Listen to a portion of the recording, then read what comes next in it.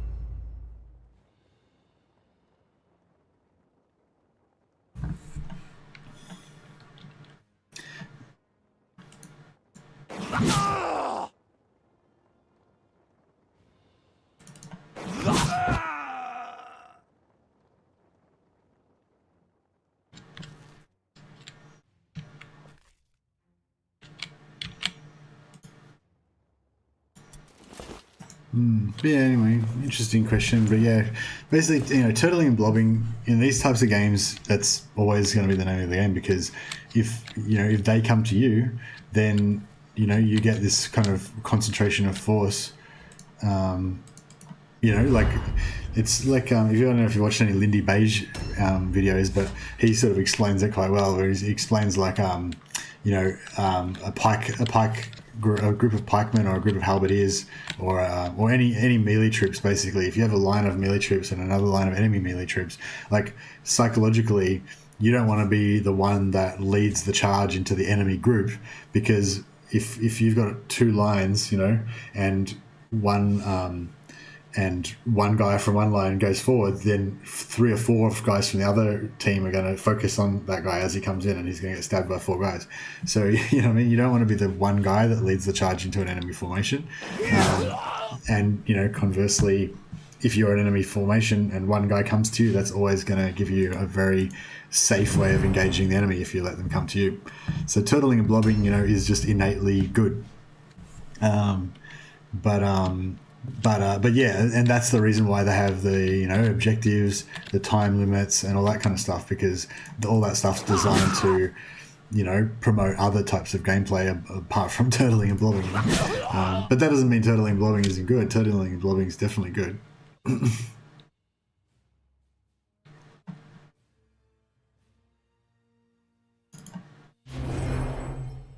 But yeah, hopefully the other gameplay modes are gonna promote other strategies, because you don't want to just do the same stuff all the time, which unfortunately is kind of a bit of a hallmark of Mordheim. You kind of end up doing the same stuff most battles.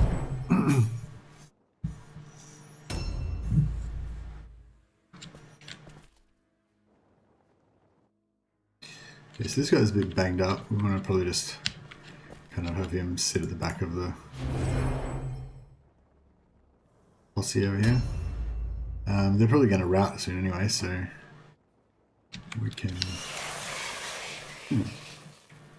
actually, we might want to think about getting some more wordstone, maybe. If they don't rout. But yeah, I'm pretty sure they're going to rout. They've lost their leader and stuff.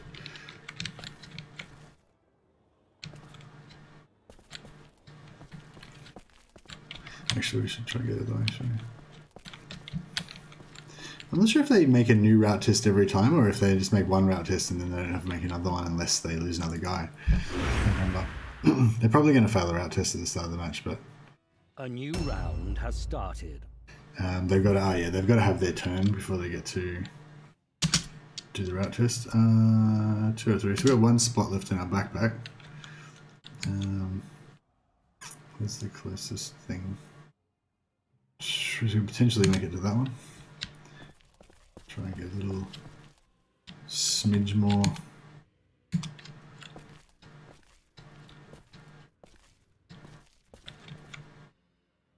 No. I think we're gonna... There we go. Thought I saw...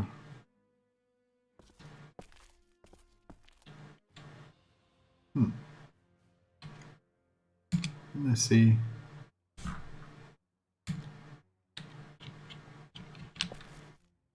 What?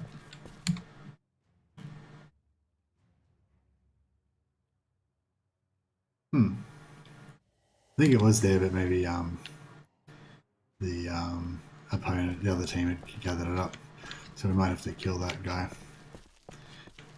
So yeah, we'll just ixnay that, and we'll just delay. They're probably going to, yeah, they're around anyway.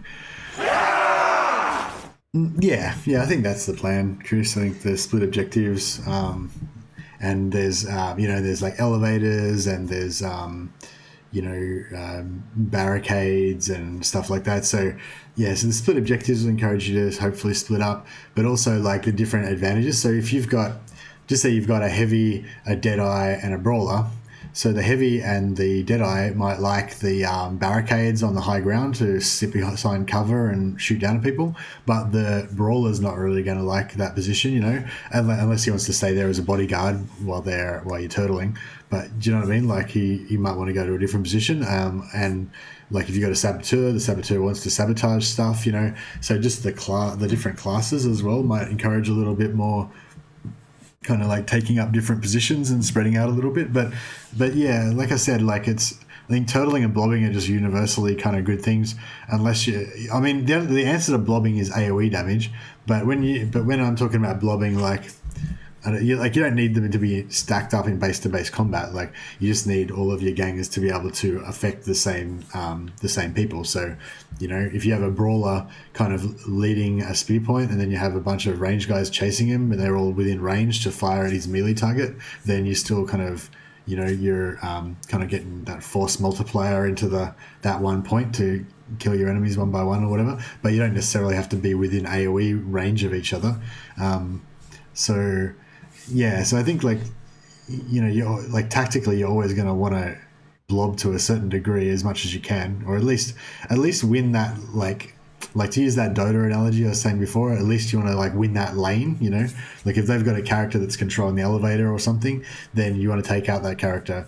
You know, if the character controlling the elevator is a brawler and they're hiding in a place where you can't get line of sight or something, then you're going to need to take them out of melee maybe, you know. So you might need your own brawler, or you might need two other non-melee characters to get in there and get rid of that brawler out of that position if that's an important position or whatever. So, you know, I think, yeah, you know, like maybe, yeah, I guess that's the only, yeah, it's hard to say until we see the gameplay. Like I think when we're watching the streams, when AEST and Game Night are streaming on Monday, we'll get more of an idea of how it actually kind of, yeah, how this sort of stuff balances between the objectives and sort of territory control and stuff like that as well. I know that one of the story objectives, you had to control one of the entryways because there's reinforcements that come in.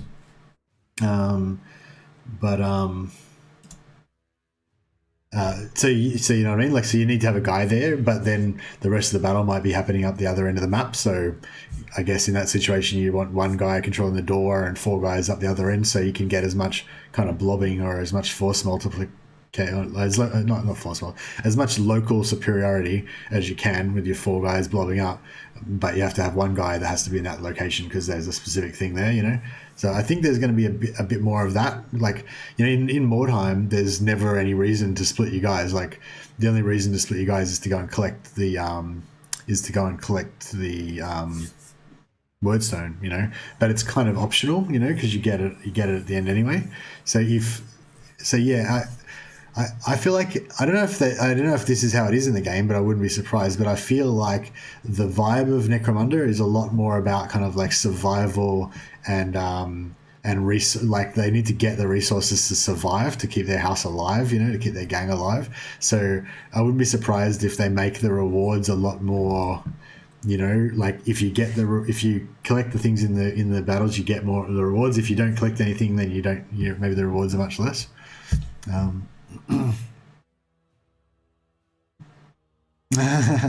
Yeah, explosive canisters that make it even less enticing to carry them. The other thing I was wondering about the canisters is if you can store them somewhere. I kind of thought that I remembered them saying something about putting them in a box or something, like storing them somewhere in the map, but I couldn't actually find that, so maybe I imagined it. A couple of the videos mentioned getting the canisters and then leaving via an exit, but then your fighter's like out of the game and they can't continue fighting in that match. So you don't necessarily want to do that before the kind of last round, unless your fighter's critically injured. But yeah, I was wondering about, like, just say there's a certain area where there's a few canisters around, you send some fast-moving guys in there, gather up all the canisters, move them back to a central area and drop them, like, in a room or something, and then you set up a defensive perimeter around that area, control those with, like, 2 or 3 of you, maybe 2 of you guys, and then send your other 3 out to, like, take more of the canisters and bring them back. And sort of like hold them in a certain area. I don't know if that's like a if that's a legitimate technique or what. These guys. So yeah, at this point with the Mordheim, it's all about getting great swords. So at the moment, most of our guys have all got white great swords. So we really need some purple great swords. And the other thing is about hired swords. We really need some level 10 guys, or maybe I'll, if I can see any, I guess if I see any level 7 guys, maybe I'll start buying them, because we've got to try and level some guys up maybe. Otherwise we're just going to be stuck with these level 0, level 1 guys all the time.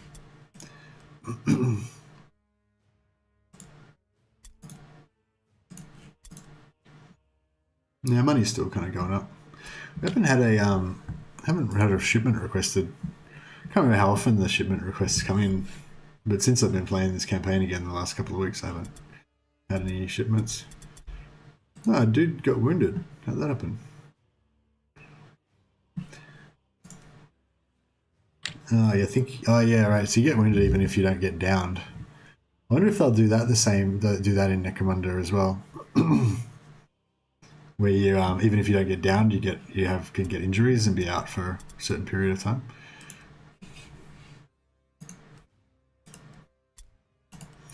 Give this guy a dagger.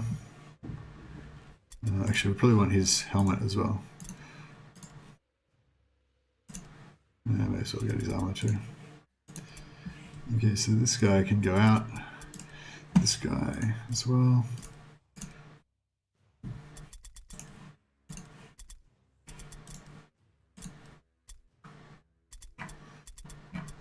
Dagger.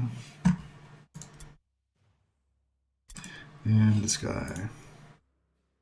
We'll take away his sword and his helm and his chest piece. Alright.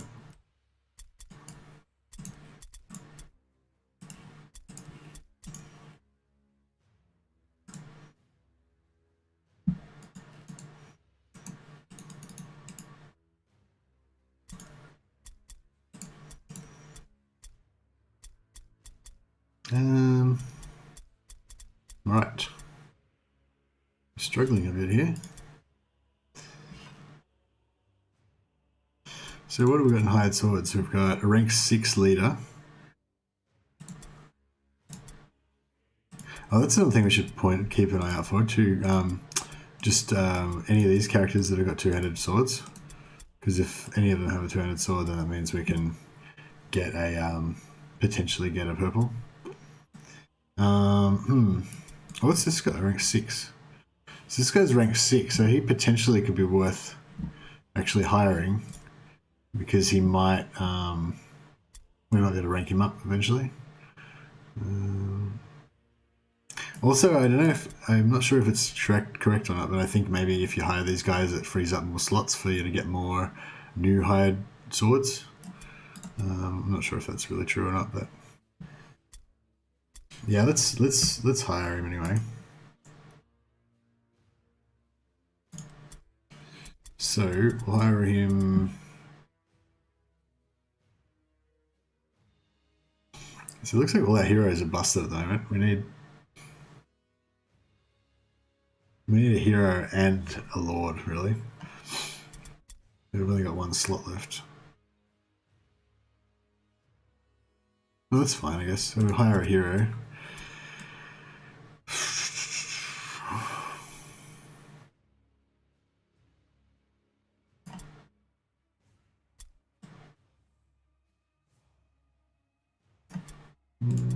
Maybe should hire another superior.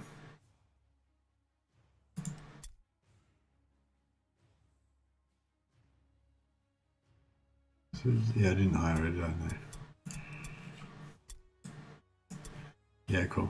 Okay, yeah, maybe we'll maybe we'll watch some more Necromunda videos while we ponder what to do with our warband here. I'll just pop the volume off for a second. Now I think there was so So the gang tutorial we already watched.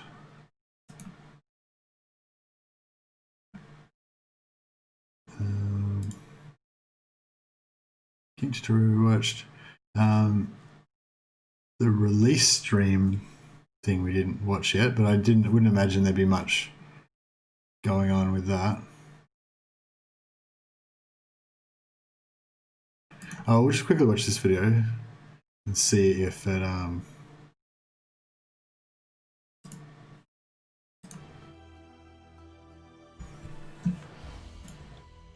up, sorry, I'll just pause that for a second. Can't remember, right? kNight Plays, yeah. Full screen. Okay. Alright, so we'll check this out. I think it's just... buddies, this is kNight. Welcome to this Necromunda Underhive Wars video. This is just a short video to show you guys the release times that just release times, yeah, we already got in Paris, where giving away at and it's still going to be manageable for most people to get this downloaded in a decent amount of time. What's he saying? So it's on PC at least. Steam is 36.4 gigabytes at this point, which is okay, 36.4 gig version. I'm pretty sure there's going to be a day one patch, so the game size might be a bit higher, but it's still going to be manageable for most people to get this downloaded in a decent amount of time.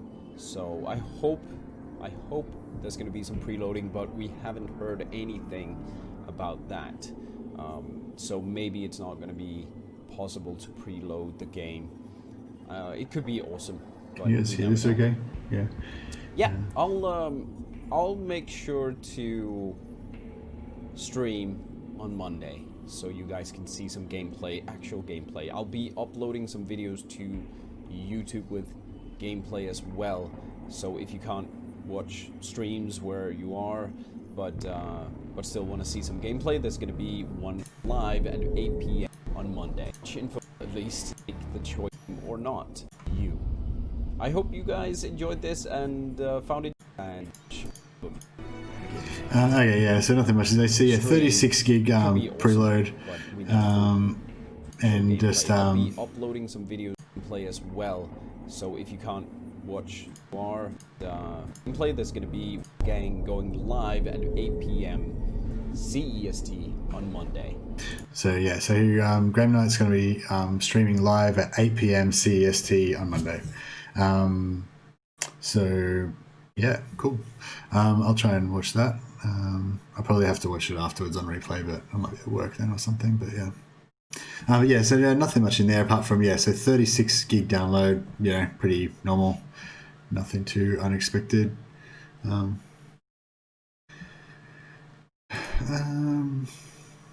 Release time, this one is a AEST video basic gameplay demonstration. I think I already watched this one earlier today, so I might just have a quick break while I'll play that for anyone who hasn't seen it yet. And I just got to do a quick bio break and then I'll be back. So I'll mute my microphone again, but this time I'll hang something over the top of it to remind me that I need to unmute it, and that'll make it work.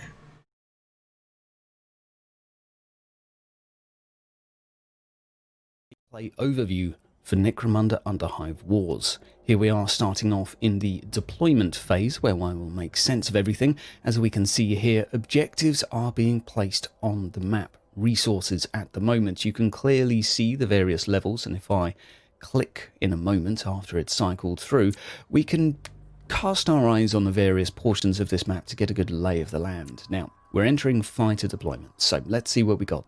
The enemy, being a higher average initiative, has been able to deploy a fighter ahead of me. I can mouse wheel at this point up and down to select which of my 3 fighters I want to deploy, and these small zones here are the deployment zones. You can take your time and have a good look around. You can see barricades, you can see barrels of weak grog, which represent the resources on this map, which I would very much like to get. Now at this point we have the choice of 1 deployment zone initially, so we can choose somewhere. Let's say we want to go here. We can place 1 fighter. I can mouse wheel to choose exactly who I'm going to place my leader. The order in which you deploy is not the order in which you will take your turn. Do not worry. Now, you will take it in turns with the opposing team to deploy fighters, and you can have up to 2 deployment zones in use. So I can place another fighter over here. Now I've locked in my 2 deployment zones. You do not have to use 2, but you can. And it's worth noting at this point that you want to keep an eye for a few key things on the map, namely objectives, or resources as I should call them, and also exits, because if you get heavily wounded and you don't want a fighter to, well, snuff it, exits are to be found on your left and over here. On this map in particular, some maps have exits high up, some have them low down. This map in particular, it's going to be very easy for any of these fighters to jump down there, run away. So keep that in mind. Now we're going to deploy our last fighter. There we go, that's the end of the deployment phase for me, so we'll let the enemy deploy their other 2 fighters. 5v3, this looks like a good start, and let's show some actual gameplay. Now you'll see my fighters highlighted in white at the moment. This means that they cannot be targeted by an enemy until they have been activated. At this point in the game, I can mouse wheel through my various players and I can choose who to have a turn with. Now, I can even choose to skip a turn, and you might be wondering, why would you want to do that? Well, none of my players can be attacked currently, so I'm going to choose to skip. We're going to watch what the enemy does, and then once he's activated, I will be able to shoot him. So my plan is to simply wait and watch for a little bit. We see he's a heavy drug user, and he's also done something else which I missed. And here we have a destroyable bridge. He's gone on to Overwatch, and I believe he has a pistol, so if I have anyone with a rifle, I'll be able to outrange him. Marvellous. So it's my turn now to activate again. Now if I have higher initiative than the one he chooses, I will go first. I have someone with a rifle here who might be able to out-exchange the other person, so we're going to activate here. Now, before I do anything, let's talk through how this works. Bottom left corner of the screen, you can see AP and MP, action points and movement points. The green bar is obviously your health, and movement points are nice and simple. The further you move from this little yellow marker here, the more movement points you spend. You can come back and reclaim them. However, if I were to move to here, and someone were to shoot me, there would effectively be a quick save here. That's what I'll call it, at least. That's not the official term, but the new starting point would be here, so I could no longer move back and reclaim my points. So you can do a little bit of investigating, a little bit of snoopity snoop, a little bit of snoopity snoop, and I've not used any movement points yet. So movement points are generally used as you might think for movement. Almost anything else is going to involve action points. So I'm going to see how far over I can get to an enemy over here, and we can start to talk about what we can do with action points. So as we approach, I believe we might be in range. If you're not sure if you're in range or not, you can press 1 and hover over here. What I quite like to do, now 1 takes you to your offensive abilities. I like to bring up the Overwatch as you're getting close, because you can actually see if they're inside the barrier there, you're in range. Now I walked too far forward. Fortunately, I consumed the Overwatch by being just out of line of sight, which I think made my evasion a lot higher. So you can see the hit percentage there, 79. If I go, well, I can't go any closer, so I'm stuck here. So I can mouse wheel between shoot, aim shot, and again, I could go on Overwatch. Overwatch is going to cost me 25 AP. What you'll notice is that I don't have enough to shoot and do an Overwatch. So I'm going to have to make a choice here. I'm just going to go for an aimed shot instead, because that seems like the most sensible thing to do. I might just, An aimed shot will allow because this video is pretty long, we can see the armor value here. Head I might just turn the volume down and kind of skip back and to forth and 73%. talk about stuff. Left arm has no... Chris, I saw one video, I think, with a ganger inside a container. Sounds like there'll be lots of options with saboteurs and engineers. Ganger inside a container, like a completely sealed container. Do you know which video that was? Do you have a link or just the title of it? Yeah, I don't remember seeing that one. Let But so what's the point of that? To like hide, or were they using it as cover? Were they able to shoot out from the container, or yeah, I'm not too sure what the go would be with that.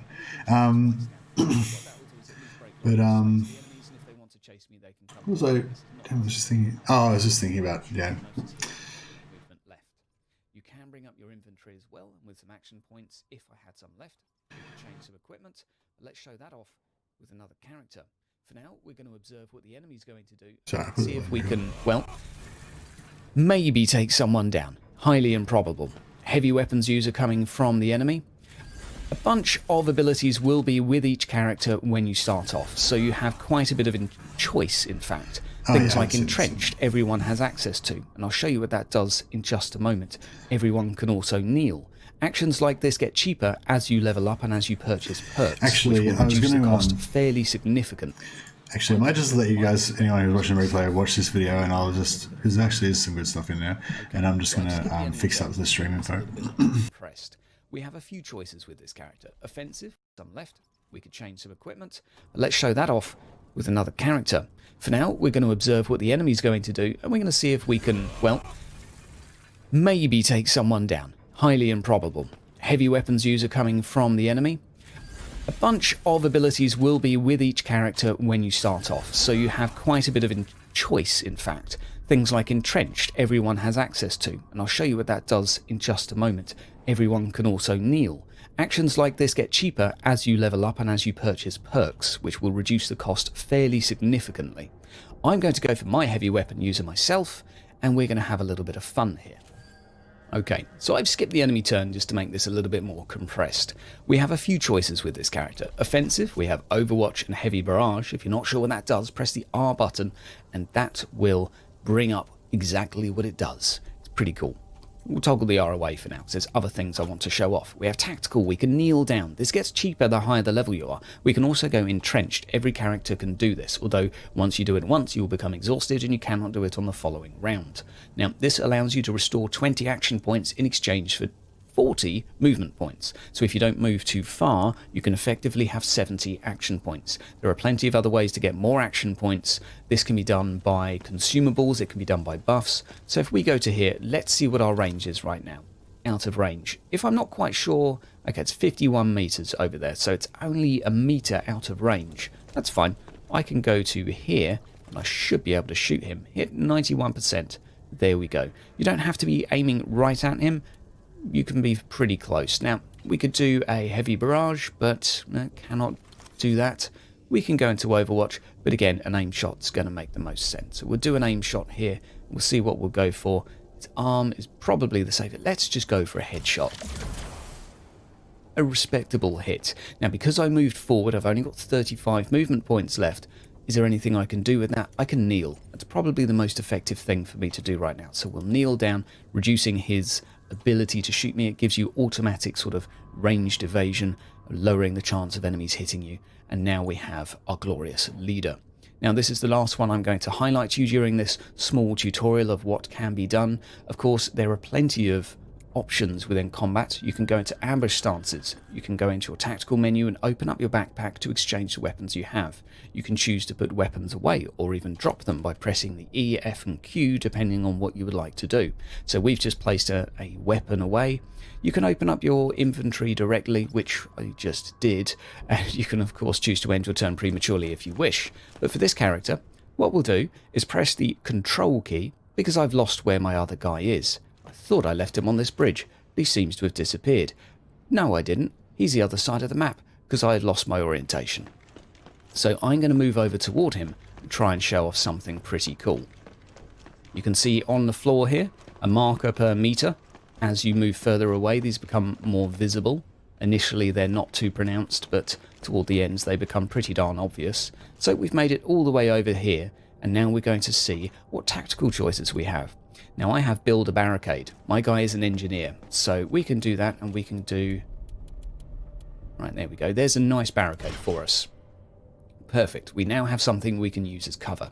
Tactical, we can also... Ooh, we can build lots of barricades, apparently. We can build a road flare. This reduces the enemy chance of hitting players nearby by a fairly significant amount, which is pretty cool. I have a health dispenser I can build as well. I have lots of choices, which is really cool. Offensive, I have more, such as ambush and melee, but obviously no one's around to melee at the moment. But that's a brief example of what can be done within melee. I would suggest trying to break line of sight where you can. Enemy overwatches is something to be a little bit careful of, because you will lose 10 movement points when you get hit, but that is pretty much the fundamentals of how to play. Keep an eye on the objectives and the victory conditions, and you'll notice at the top of the screen you can see the round and the floor that you are currently on. This is useful when it comes to activating elevators, which will simply be used by the F or E key when you get close to them, and you can of course sabotage them using different characters. We can see a zip line over here, and I think what we'll do is go ahead and use it just to demonstrate some of the map mobility. So I've gone ahead right here and skipped to the next round, because what I want to do is show and demonstrate some of the other things that players and characters can do. We go up to our ally over here. Now I'm in a closer proximity. I can do things like field repair on him, which effectively reload his weapon for him if he had a weapon jam, or if he'd lost his weapon reliability and he was very prone to a jam. Well, we could go ahead and repair him with another character. Again, we've still got our building options here, and we can go right the way up to him, and we can even trade or commit to various interactions with him. So we could go ahead and trade, give him some items right here, give him a medkit, for example, if we wish. But for now, this is a perfect opportunity to demonstrate two things you can do here. A, you can go down a zip line. If this had been destroyed, we could repair it, as we are effectively an engineer. The saboteur, however, by clicking on the interactions here, will get the option to actually destroy it or sabotage it. So saboteurs, pretty damn cool in my books. Engineers, also pretty darn cool, because everywhere I go I can choose to do this, and I just think it's awesome, even though they can be destroyed by heavy weapons incredibly easily. So guys, this is a little bit of a showcase of the gameplay and the available options. Hopefully you guys understand the UI right now.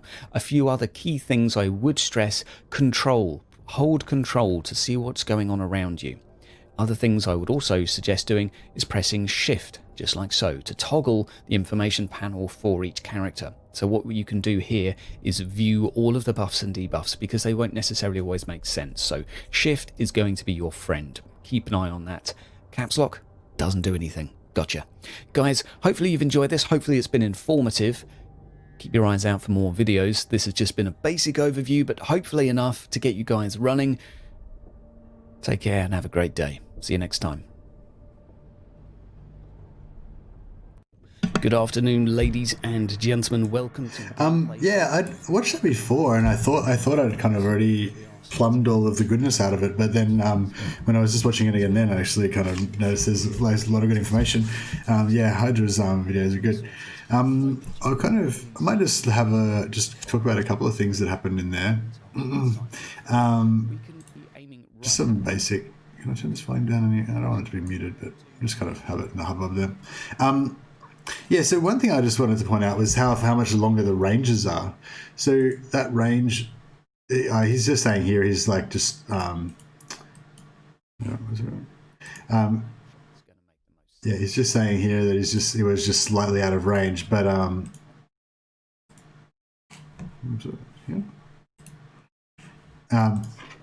yeah, so he goes here, he's tests range, and then I think he does some sort of display that sort of shows everything you can shoot at. So I'll just say, look at that range. It's like pretty long, you know. It seems like quite a bit longer than a lot of the ranges in Mordheim. So yeah, I feel like that's, so I don't know, I guess it looks like he's covering, I don't know, maybe like halfway across the whole battlefield, or a third of the way, maybe like a third, at least a quarter or to a third of the whole battlefield, maybe even like kind of halfway across the battlefield with the range on that heavy weapon. So, you know, stuff like las cannons and stuff like that can kind of cover quite a lot of area in terms of how much of the map that you can kind of control with Overwatch and stuff like that.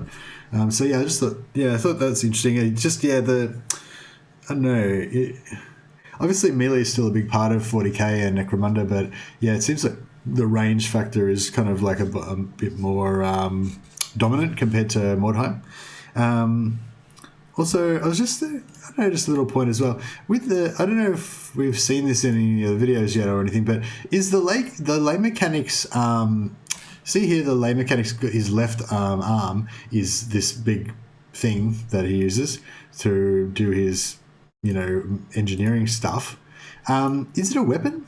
Like, is he, for the purposes of melee combat, is he dual wielding?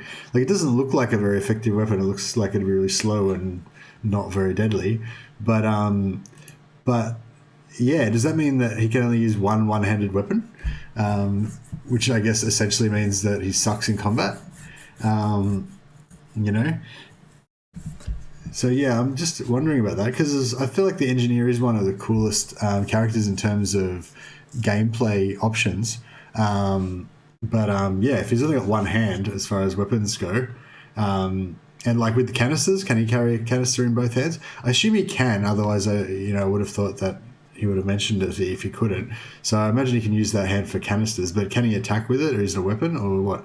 So yeah, if you kind of look down here, it kind of looks like it's, maybe he's got, it's a weapon, but I don't know, when he was looking at the weapons, it didn't seem to be... Where's the bit where he's looking at weapons?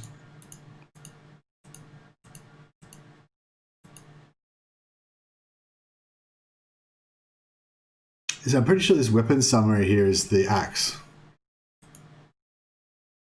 So yeah, it just says equipped right hand. It doesn't mention anything about his left hand or dual wielding or anything like that. I mean, he's only mousing over the brute cleaver, but just play that part again. Ambush stances. You can go into your tactical menu and open up your backpack to exchange the weapons you have. You can choose to put weapons away or even drop them by pressing the E, F and Q depending on what you would like to do. So we've just placed a weapon. So yeah, I don't know. Anyway, yeah, I was just gonna point out again. I think I did already do a review of this video. Yeah, like around 9:46, he was just saying how he kind of got lost and had to use control to like figure out where he was. Oh yeah, this road flare.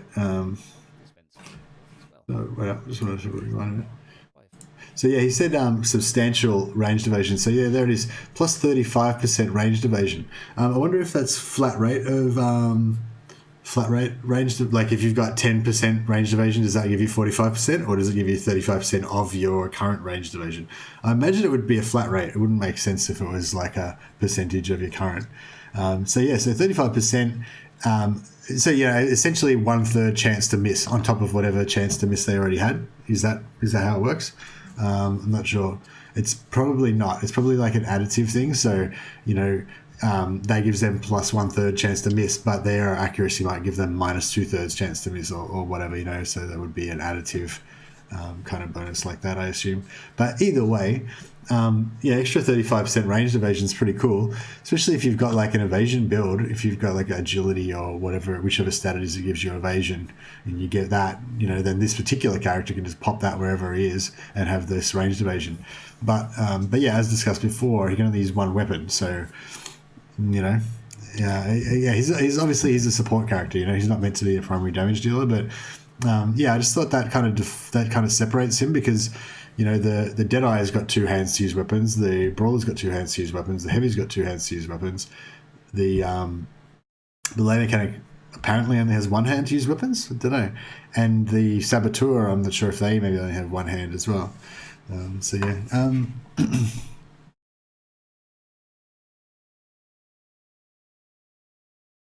Okay, the IGN vid had one ganger open up the container and there was a ganger in there, yeah, I don't know if if you remember what timestamp roughly it was at or whatever, we can check it out. Maybe I'll play that one after the next battle and see if we can find it. So yeah, what else do I want to say about this? Oh yeah, one thing I like about Hydra's videos is that he always just low key mentions these little tidbits. I have to properly. I haven't had time to like go through and properly make proper notes about them all. But like when he brought the first video, like was it yesterday or the day before? I feel like the days have been passing really slowly. It was all I've been like hanging on every bit of information. But the first video that he released after we found out that kNight and Hydra had early access, like he just mentioned these little tidbits. He'd be talking about one particular thing and then just have a side note about something that was like, and you're like, what? It's like really important stuff. But yeah, so at 10:10 he mentions that you lose movement points when you get hit. But that is pretty can be done within melee. I would suggest trying to break line of sight where you can. Enemy overwatches is something to be a little bit careful of, because you will lose 10 movement points when you get hit. But that is pretty much the fundamental. Oh, okay. Sorry. So now I understand. So he's saying that enemy overwatch. So when you're in your turn, so when your current fight is activated, if you move into an enemy's overwatch, you'll lose 10 movement points. So yeah, so that's not as bad as I thought. I thought it meant like if you're getting shot, then if you get shot, then you'll Anyway, so it's like, so just say you've got. This character's got 60 movement points. If they move 20, so they move 20, so they're down to 40. Then they got shot by an overwatch, they go down to 30. So they've only got 30 movement points left.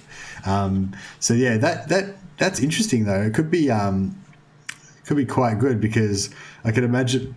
Excuse me. I could imagine. Just say you've got like 2 or 3 characters with Overwatch, and your enemy like kind of comes around the corner and cops Overwatch from 3 of you guys, and so successively loses like 10, then another 10, then another 10 movement points. They've already used a bit, and then they're kind of just stranded there out in the open, like they've run out of cover. They get like shot like 3-4 times by Overwatch shots, and then they're just stuck there.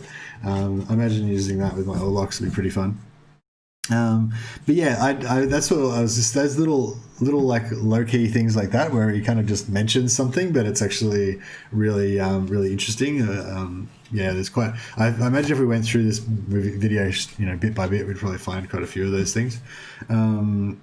Might just play through the start of it again and. Of how to play. Keep an eye on the objectives and the victory conditions, and you'll notice at the top of the screen you can see the round and the floor that you are currently on. This is useful when it comes to activating elevators, which will simply be used by the F or E key. So that's something you were just talking about, Chris. Like, we were just talking about the like the objectives. Like how important are the objectives, and are you gonna want to give up? Like, see, like in these videos, we're not seeing blobbing. We're not seeing, like, there's 2 characters here together now, and he's using his abilities. Oh, this is actually really cool.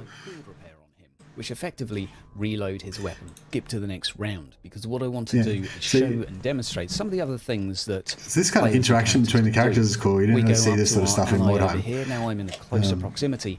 I can do things like field repair on him, which effectively reload his weapon. Yes, he's like reloading the weapon. If the guy's got a jam, he can fix the jams, stuff like that.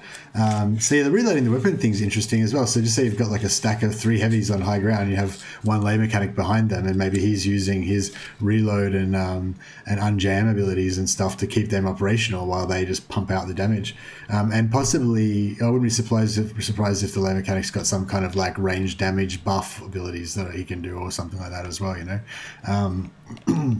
So yeah, interesting, and he's the healer as well. So yeah, so I guess you're gonna always want to have a lay mechanic probably. It's interesting that Hydra has his lay mechanic as his leader. Yeah, I wonder what the advantage of that is. Like how good? Maybe he just did it so that he could get the. Actually, yeah, he probably just did it so that he could get the skills unlocked, because your leader starts off at rank 5 or 6. So yeah, it's probably just the quickest way that he could get it shown for us. But yeah, I wanted to just look at the first half of the video again to see if there was anything there I wanted to talk about. Oh yeah, this deployment stuff. Maybe I'll just listen to this bit again.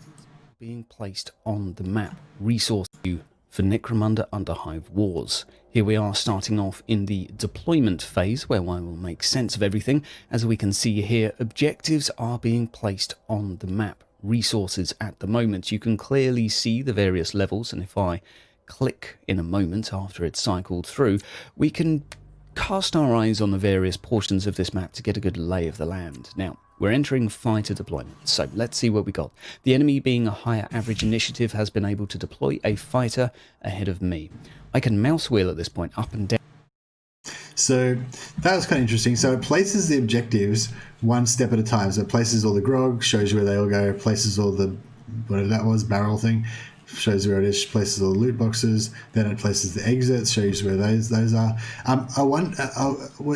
assume that these boxes and loot grogs and all that can be in random different positions, and I'm wondering if these exits can be in different positions as well, because that would be really cool if there's some sort of modular element to the design of the maps.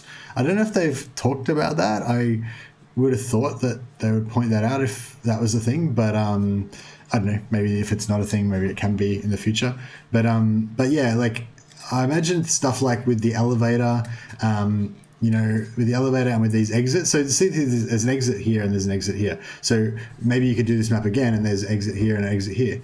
So there's no indicator that that's the case, but I just thought that's an interesting possibility for the future maybe or something. And I was sort of thinking the same thing for an elevator. So if, there's an elevator here and an elevator there or something, or maybe there's an elevator in all four corners, but maybe in a different map there's an elevator here and here, but alternatively the elevator could spawn there, and that would, change that map. So yeah, I don't know, just I'm interested to see if there's anything like that, any kind of dynamic changes to the structure of the map. It looks like there's dynamic, it looks like the objective placement is dynamically determined each time, like procedurally generated kind of thing or something. So yeah, it'd be interesting to see if anything else is. And also just to reiterate what he was saying about the deployment here. So yeah, there's this kind of like pre-game phase where first of all, whoever's got the highest initiative total between all of their gang members, they get to choose which deployment slot they want to put a guy in first, and then the second highest chooses a spot. And once you've placed a guy in a slot, then that area becomes yours. So this guy put a red guy in here, and then that deployment zone becomes his zone. So he can, on his further turns, when he places his next guy, he can put the next guy in there as well, or he can choose a different one, but another team can't put their guys in his starting spot once he's kind of secured it by placing one of his guys there. And I don't know if he talks about it in this one, but yeah, initiative has two functions. So initiative determines who places their guy first and what order they're taking over, like reserving the deployment zones. And then once you're actually in the battle, your initiative determines the order that you activate. No, sorry, your initiative doesn't determine the order you activate. You choose who you want to activate. So you've got 5 guys on the field. You've got 2 heavies, a brawler, and another guy, and it's your turn. It's a new round, then you choose which guy you want to activate. Everyone else chooses a guy they want to activate, and then whoever's out of that pool of guys that have been activated for this round, whichever one has the highest initiative acts first. I believe that's how it works. So basically everyone gets to have a turn each activation, unless some of you guys are dead. But whoever's got the highest initiative will kind of act beforehand. So yeah. Down to select which of my 3 fighters I want to deploy, and these small zones here are the deployment zones. You can take your time and have a good look around. You can see barricades, you can see barrels of weak grog, which represent the resources on this map, which I would very much like to get. Now at this point we have the choice of 1 deployment zone initially, so we can choose somewhere. Let's say we want to go here. We can place 1 fighter. I can mouse wheel to choose exactly who I'm going to place my leader. The order in which you deploy is not the order in which you will take your turn. Do not worry. Now, you will take it in turns with the opposing team to deploy fighters, and you can have up to 2 deployment zones in use. So I can place another fighter over here. Now I've locked in my 2 deployment zones. You do not have to use 2, but you can. And it's worth noting at this point that you want to keep an eye for a few key things on the map, namely objectives, or resources as I should call them, and also exits, because if you get heavily wounded and you don't want a fighter to, well, snuff it, exits are to be found on your left and over here. on this map in particular. Some maps have exits high up, some have them low down. This map in particular, it's going to be very easy for any of these fighters. Yeah, I do remember I watched this one. Their other means that they cannot be targeted by an enemy. I am just saying, you know, at the very start of the map, you can't, you guys can't be targeted until they've been activated. But after the first round, obviously, when your fighters have been activated in previous rounds, they can be targeted even if it's not your turn. It's not like they become invulnerable between activations or something. It's just when you first start, they're invulnerable. I will be able to shoot him. So my plan is to simply wait and watch for a little bit. You see, he's a heavy drug user. He's also done something else which I missed. So he's actually basically talking about what we were talking about before, where, you know, there's just an innate advantage to letting the enemy come to you in ranged engagements, you know, basically. And when I say range, like any engagement where you, well, yeah, pretty much anything, you know. If you've got 3 guys next to each other and their one guy moves towards you, then all 3 of your guys can hit them at once.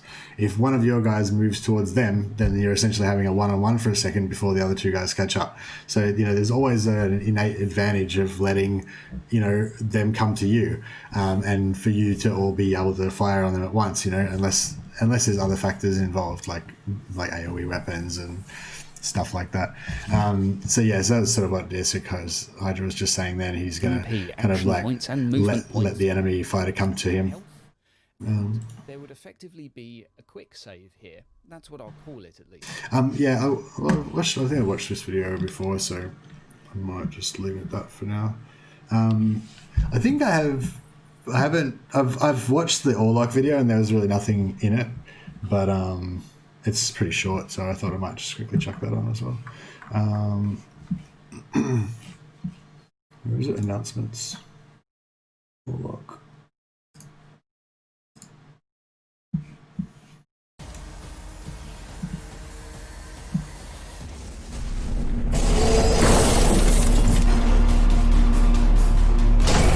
The Orlocks, industry leaders and experts in the art of shooting you in the head. Their bonuses give buffs to ranged aptitude, agility, and alertness. They're skilled marksmen, they're hard to hit, and they'll react faster than anyone else in the Underhive. Their house perk, Outrider, lets you disengage from melee combat and activate Overwatch more easily.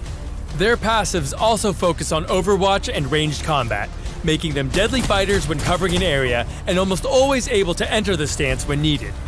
A fully geared up Orlock has a wide range of bonuses in Overwatch, making them better shooters, faster to react, and harder to kill. Orlock house-specific skills also focus on ranged combat. Often their abilities will come with aim bonuses, or allow them to more easily switch into Overwatch afterwards. When facing the Orlocks, don't try to outgun them. It's simply not going to work.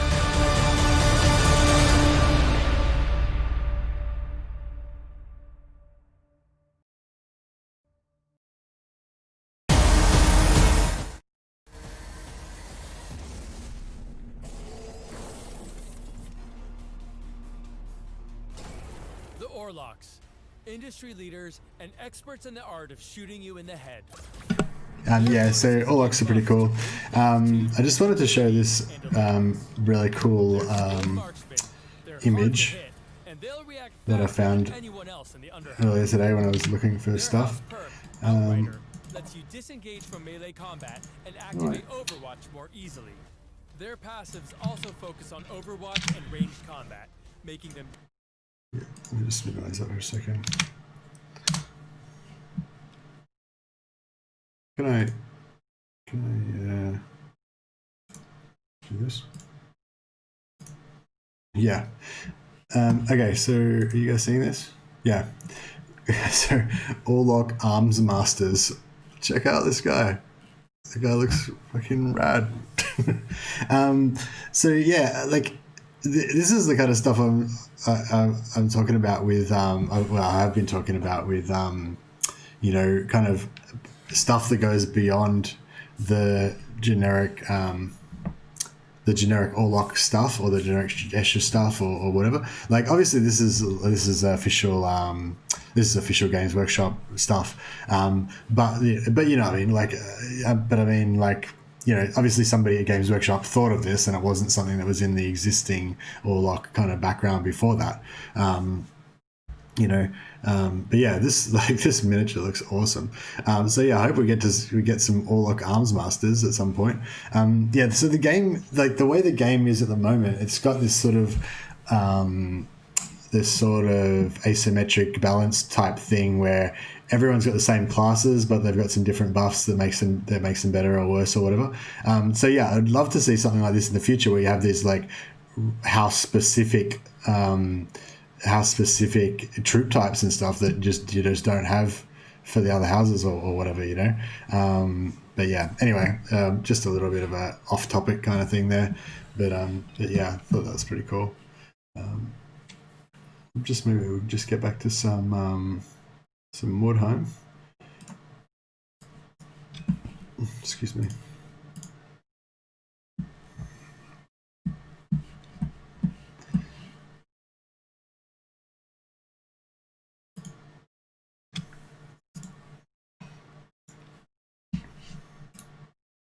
Yeah, I'll play another Mordheim battle. If anyone wants to chat about anything, yeah, chuck up a comment and we can have a chat at it, or and then I'll probably look at some more videos in half an hour or so after the next battle. We'll just put our volume back up a little bit.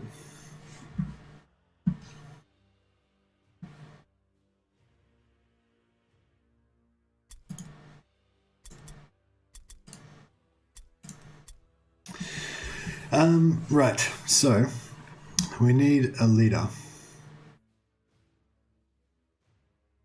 I think, so if we hire, no, we don't really have anyone that could be a leader. I'm pretty sure the Sister Superior cannot be a leader. I'll just, so there's like a passive skill that you can get with leadership, but yeah, she can't get it.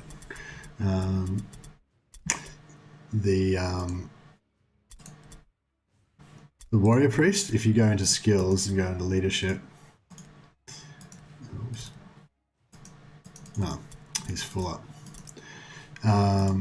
But if we hire a new Warrior Priest,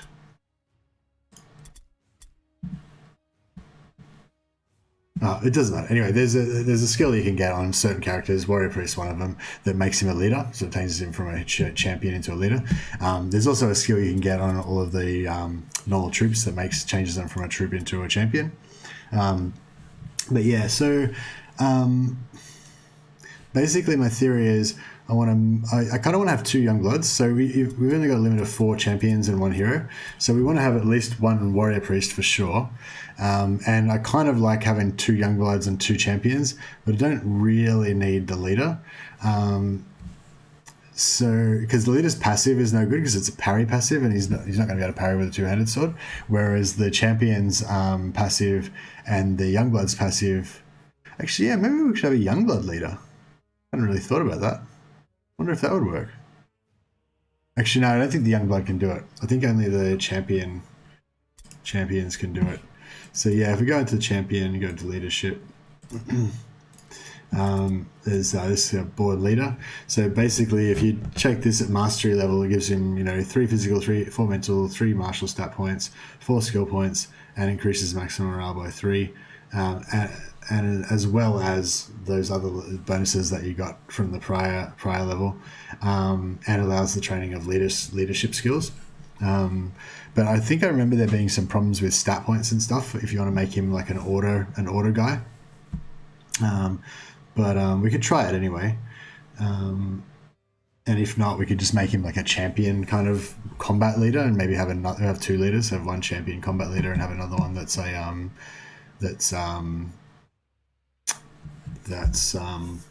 more of a leader, ordering guy type of leader.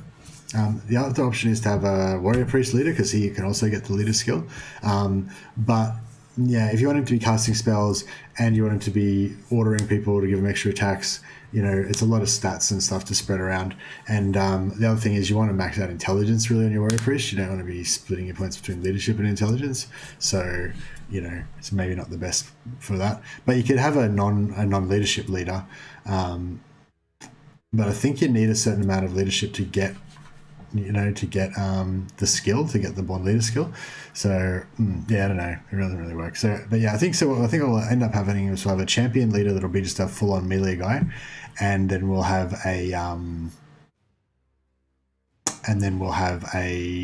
captain leader as well, who'll be the guy that uses his ordering skills to order people around, and he'll just unfortunately waste his passive that won't really do anything. But yeah, so for now, we just want to get rid of this leader and get a new leader. We're going to have to sack somebody. I guess we'll sack this guy. He's level 0 anyway. Actually, we should sack one of our wounded guys, shouldn't we? Or this guy. Yeah. He's useless anyway. So we'll pop our leader into reserve. We'll hire a new leader.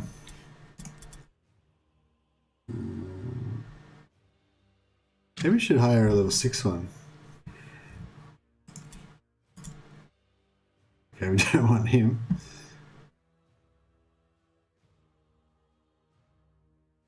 Oh, it's kind of cool. He never flees. He'll never again flee or disengage. He'll always fight to the end. So that would be kind of cool to have on a guy that has low leadership. But we don't want to have low leadership on this guy. Okay, so we'll take this guy. We'll pay the cost. So this guy potentially could be our replacement leader type dude. So yeah, his whole point of him is to give him the order skill. Yeah, order. We also need to get some insult going on some people as well.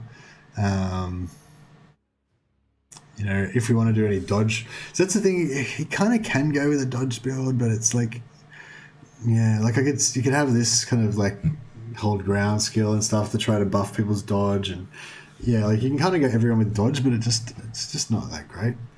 Yeah. Anyway, so yeah, so we want to have order. So he's going to need 9 leadership and then 15 leadership. So we'll see if we can achieve that. Yeah, so there you go, we've achieved it.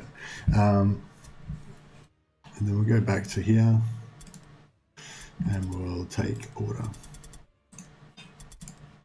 And then we'll up it to level 2. Yep. And then there's also a passive that's in the leadership side that gives it, that I think gives it cheaper. Yeah, so you can take battle time, which reduces the cost of order. So we'll take that as well. And we want to get that to level 2 as well.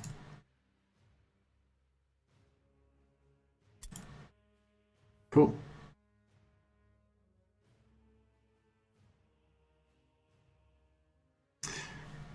So yeah, so order will now cost only 3 points, and they get plus 15% chance to hit when we do it to one of our guys. So that's pretty cool. He unfortunately doesn't have any of his other abilities that he needs, like his heavy armor wearing and all that kind of stuff. But that's cool. It'll be fine. So yeah, well, before we spend these stat points, we might want to just so like meditation would be maybe a good skill to get. Excuse me. Meditation. Once per turn converts 3 points. No, we don't want that one. Introspection. 3 strategy. Yeah, this one. So 15 intelligence. So I don't know if we're going to make it to that, but we can start working towards it. And we can also maybe get knowledge Mordheim as a possibility. Although we're probably going to be a bit short on skill points. For here, we just want to go straight up weapon skill, just to get more chance to hit, and penetrate parry. Strength wise, we need to get armor. So we're looking at like armor proficient. So we need 6, I think, and then 12. So we've already got the 6. And for here, we just want to get resilient, which is 9 toughness. So we may as well go for that now. And we're going to go for 12 on the armor eventually. So yeah, stats are all allocated. That should be fine. So we've got a new order captain. He doesn't have the crit resistance, which would have been nice. We're trying to try and get that as ASAP, but it's fine. Okay, so he started off with some armor and stuff. It's kind of cool. We'll give him some armor of veterans. Give him a 2-handed sword, of course. I wonder if we can enchant these. Can we enchant this 2-handed sword? No. Gotta have a blue sword at least to put enchantments on. Druid's boon.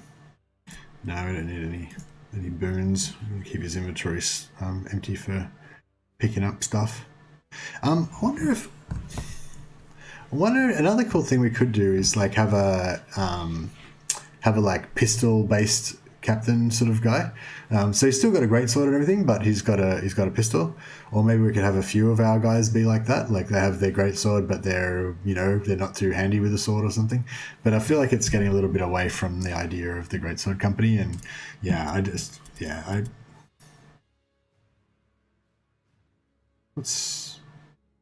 don't care about that. Oh yeah, magic resistance, sure, that'll do. Oh yeah, we need to just change his preset to number 10. Was it number 10? No, not number 10. It's no, it's this guy. Preset. No, it doesn't tell you which one he's on. Preset. Green, no. What's that one?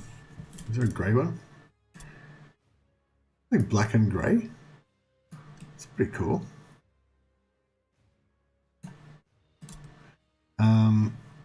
What legs do we have? Yeah, I don't really like any of the captain's legs particularly. They're all a bit too kind of, whatever. Anyway, preset. Where's the red at? With the Caribou greatswords, we need blood red. The 10's yellow. What the?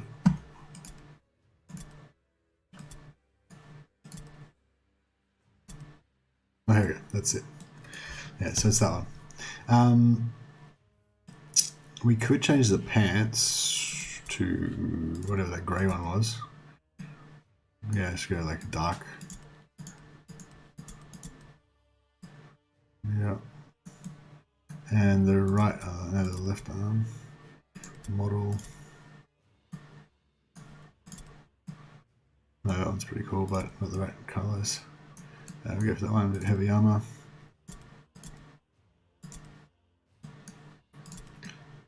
Yeah. Alright, that's pretty cool. And I'll change his mustache.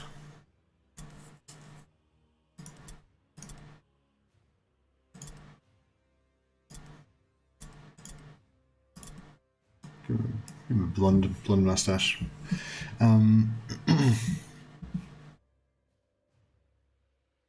Cool. Yeah, I'm liking our new captain. He's pretty good. So we just need another hero to get in here.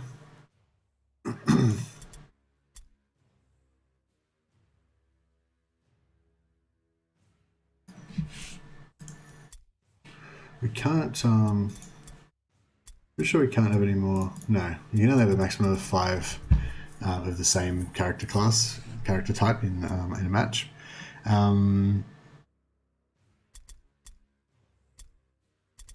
Yeah, so the only other thing we can do is get another champion in there.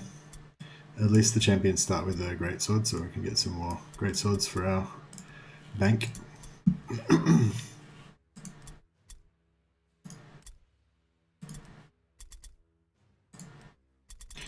The armor, greatsword. helmet. Cool. Give him that.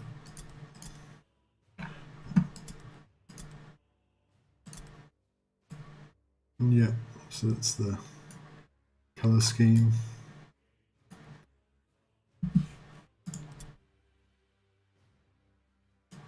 Oh, guess we should like differentiate him from the other one slightly.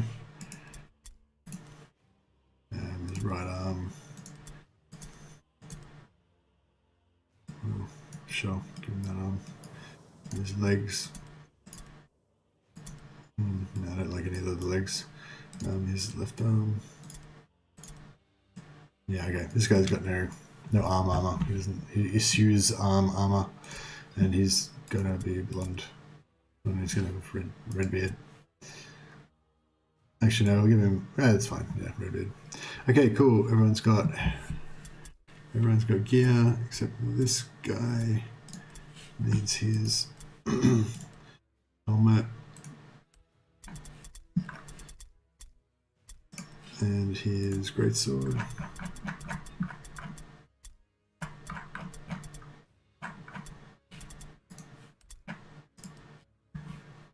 And yeah, who's got the... Is this guy the one that's got the... No. Do we lose the greatsword? Ah, it's that guy. Yeah, this guy's got the greatsword. Okay, so we... I don't know if we want to give... We want to enchant... We probably want to enchant this greatsword is what where I'm going with this.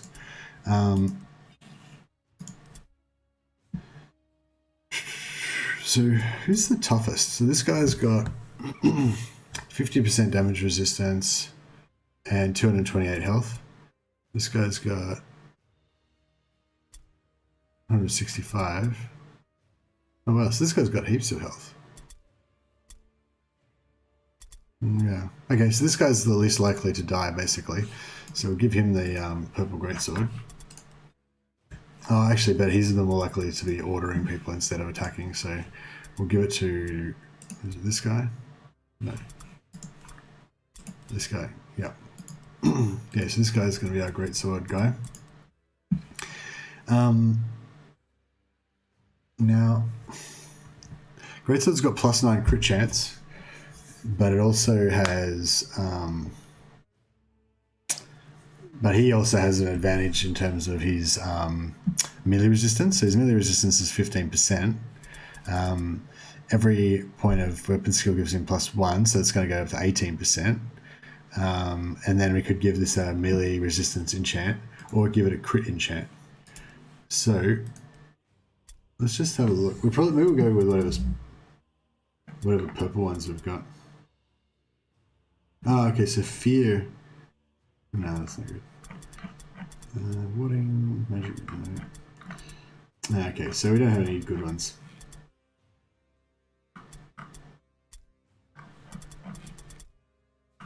Yeah, alright. All of our enchants are crap. So yeah, we won't bother.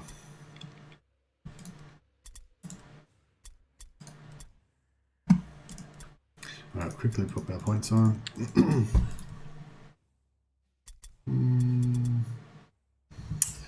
Lettuce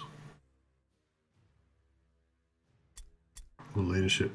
I kind of feel like this guy needs some leadership because he's going to be doing these all alone checks sometimes.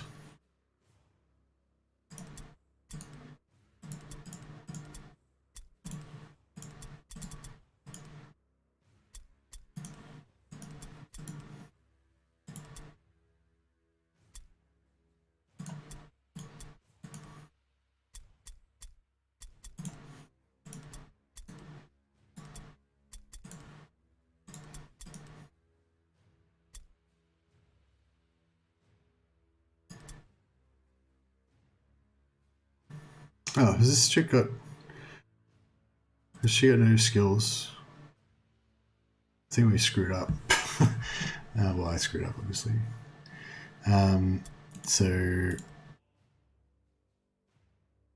Yeah, because I think now we can't get the skills instantly.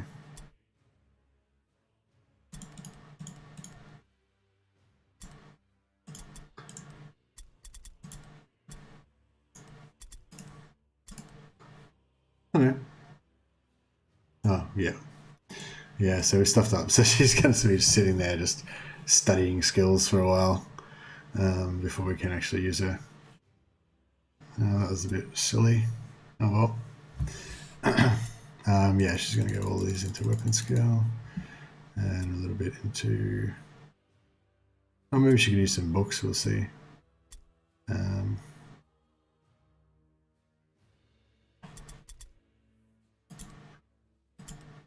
Armor proficient, she needs 6 strength at least.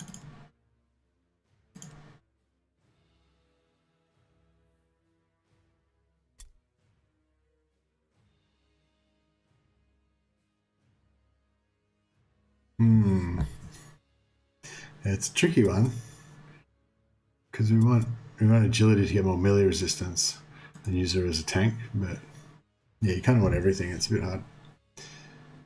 That's okay.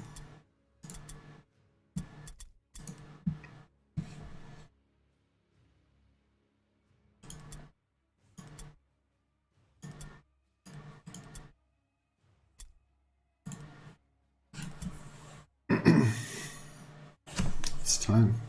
I was really tired before, but then, as happens, you get a bit excited about the gaming and the new informations. Now I'm pretty pumped again.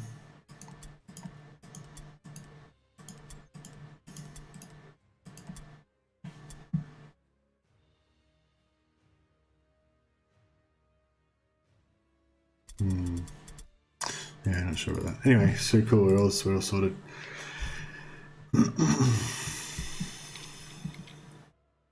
Just check on my veteran system. So did we take... We've got the heavy weapons one.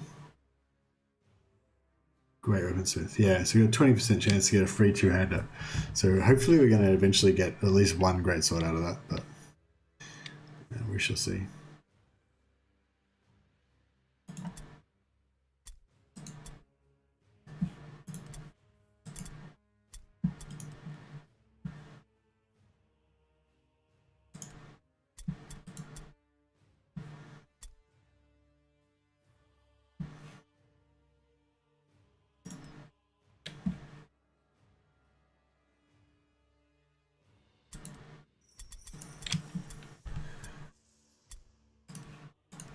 Just use all of our... Ooh, exceptional. So what do we got here? So we got brutal, exceptional, good, both tightly. So that one's really good. Oh yeah, I mean, what am I talking about? We want that one for sure. All right, let's do it. Your scouts have discovered a rival warband in the vicinity. These warriors are clustered around their wagon, making them a very attractive target. Just do a quick check of the old Discord. Just curious what the clan distribution will be like. Yeah, no idea. Oh, I guess you can kind of tell from the Discord. If you go into the pick your gang, no, it doesn't have a total. No, they should have set up a total thing. Oh, no, it does have a total. So we got 232 Esches, 159 Goliaths, and 251 Orlocks. So Orlock's the most popular, followed by Escher, followed by Goliath is the least popular. Yeah, I don't know, like out of the like kind of base generic gangers, like that'd probably be my order as well. Like probably Orloc's my favorite, Escher's my second favorite, Goliath's my least favorite. But having said that, I've got like some pretty cool like kind of homebrew gang ideas for all of them that I want to try out. Yeah, I'm just gonna do this so we don't fuck around with the deployment. These guys move so slowly, it takes ages to get into combat every batch anyway, so we just want to get it done.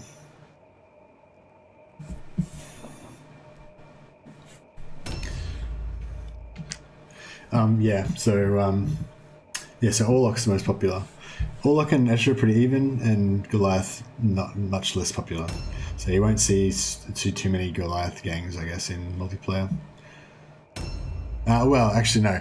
So that's the whole population, but most of the population tends to avoid multiplayer in most games. So maybe the multiplayer community tends to favor whatever's the most effective. So, whatever. So yeah. So basically, to answer the question of what the distribution's like, yeah, the distribution is like 50. Mostly Orlok, almost as many Escher, not so many Goliath, but the distribution in multiplayer will be like 75% whatever the best gang is, and the rest divided amongst whatever's left. Maybe, yeah. Depends how competitive it is and how much multiplayer factors into it, I guess. Oh yeah, let's fight. Okay, so this is a really lucrative. So we've got exceptional wordstones. There's heaps of wordstone, and there's good loot as well. So this match, I want to try to actually loot a bit of stuff, but it is a brutal match. So we still need to focus on our whole stick together, maximize our combat effectiveness type stuff. So we'll climb up here. They're two young bloods are our two kind of scout guys. He's going to run over this. Yeah, it was a good trap. And that was worth it.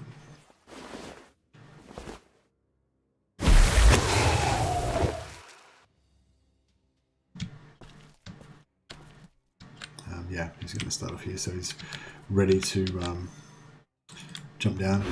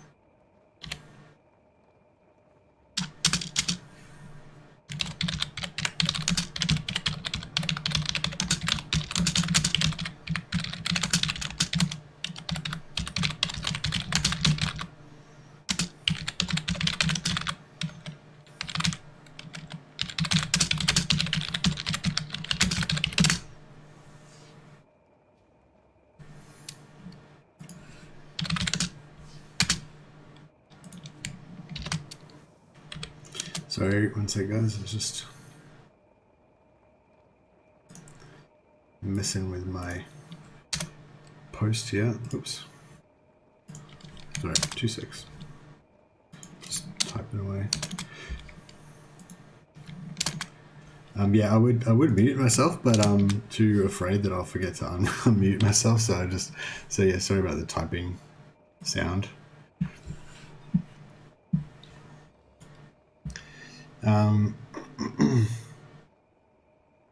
We got another question. Do you think the reserves can be sent out on multiple operations, or do you think it will be the same as Mordheim, where the reserves don't really do anything? Yeah, I don't know. That was the first thing that I thought when I saw the reserves, that maybe, you'd have 3 different crews and potentially the 3 different crews could do different stuff. And maybe they've thought about that too, or maybe that's on the agenda for later on or something, or maybe once you level up to a certain degree or something, you can run simultaneous operations in different, what's it called? Precincts? No. I can't remember the name of it now, but when you choose your sort of mini campaign, I think it's like precincts, or something, and then you go in there and do your operations within that sort of zone. Yeah, potentially maybe you can send, you know, different groups to different precincts and do operations separately with them or something like that. Like that kind of seems like the logical, obvious thing that would be cool to do with that, but we haven't seen any mention of that. So either there's NDA and they don't want to explain that yet, or it's not a thing. I was thinking the other really likely thing is that it was just easier to create the five member interface where when you're in that screen you can see 5 guys, like there's like 5 plinths for the guys to stand on, you know, kind of in that screen. And so they wanted to have about 15 guys in the gang, so it was easy just to make 3 screens. But the other 2 reserve ones aren't, you know, they aren't active crews that can't do anything. They're just, that's just a way of organizing them into you know. So yeah, so don't know. I don't think there's been any information about that.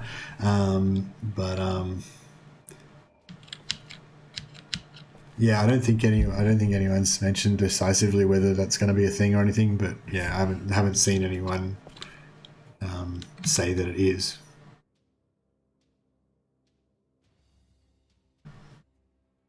It'd be cool though. I reckon they should definitely do that.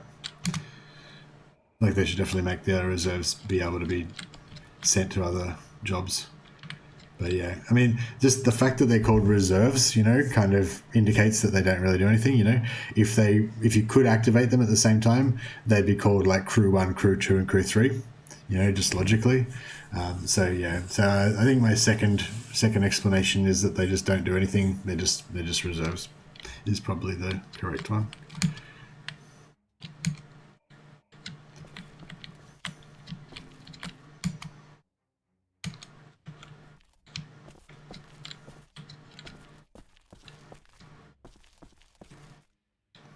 Where am I going here? Maybe I've got a bit carried away with this whole collecting stuff mission. I can't. I don't know if you can tell now, but I'm trying to crane my neck to see over something in Mordheim, which obviously doesn't work. I don't think I want to do that. All right, we're not going to climb. We're not going to do this.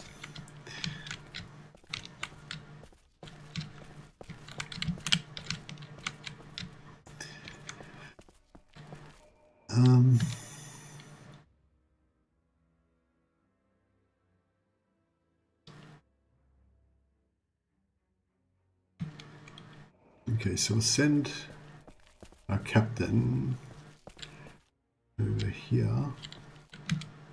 How far are we? So they're there, we're there. The halfway point's kind of about here. Yeah, so I don't think they're going to be able to attack me this turn. But I won't go into ambush stance just so I don't get pulled any further away.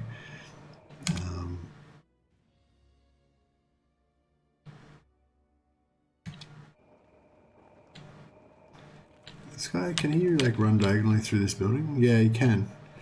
Alright, so...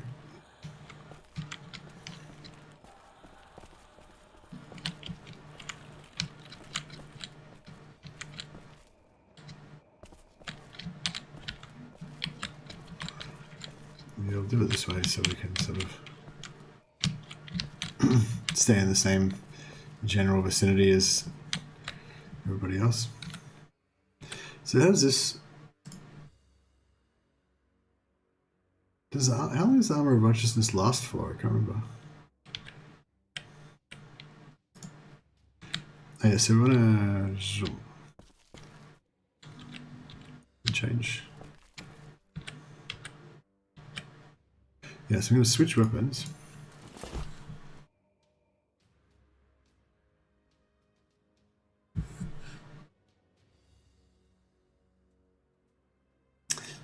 Oh, okay, Goliath were never... Yeah, so I'm saying in Discord, apparently Goliath were never really popular in...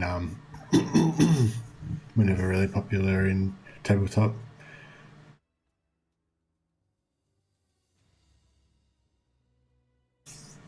Actually, that's another cool idea. Yeah, Von Core a Discord user just said that he first saw an Orlok gang done with cloaks, and that made him want to play them. And yeah, that just made me think of Tanith First and Only. You could do a Tanith First and Only kind of gang with Orlocks with cloaks, if you had cloaks, but you don't. They don't have any cloaks. But that's kind of like another example of what I was talking about, where it'd be just cool if you could have a few of these little options that were outside of the realm of the generic.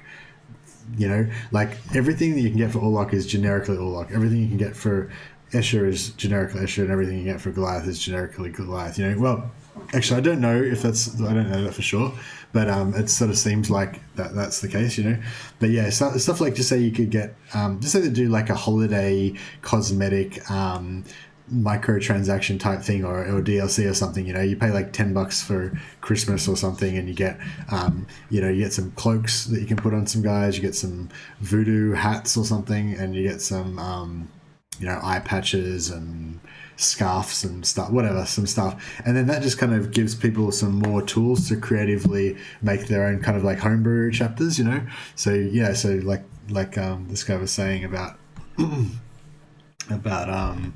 having like an Orlok gang with cloaks, and I would try and use that to make them excuse me, to make them like the Tanith First and Only, God's Ghost. I reckon that'd be pretty cool, because they got the headbands and everything, and they, make like McCall and those guys. Be sick. Yeah, I think I kind of want to do that now as well. I'm fascinated with making rogue Imperial Guard squads that are in Necromunda. I don't know how good the customization tools will be for that sort of stuff. As I said, I think like the customization tools are great if you want to make the gang that you're supposed to be making. Like if you want to make an Escher gang, like then the Escher options look cool. But if you want to make like some kind of special Escher gang that's like, like in tabletop it would be like uses the rules as if kind of thing. So you make like an Imperial Guard army, but they use the rules as if they're Orlocks kind of thing. And then you make your miniatures all look like Imperial Guard or whatever.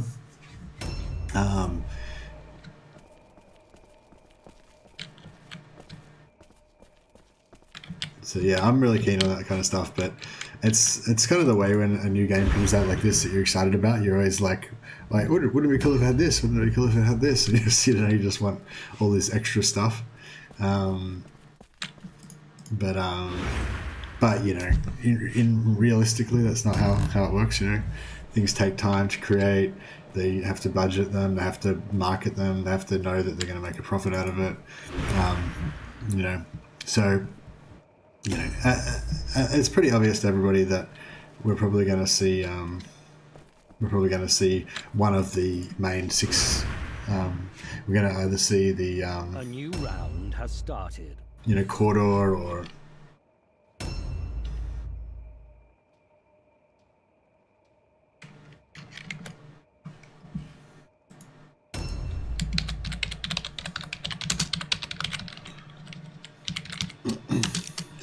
typing again.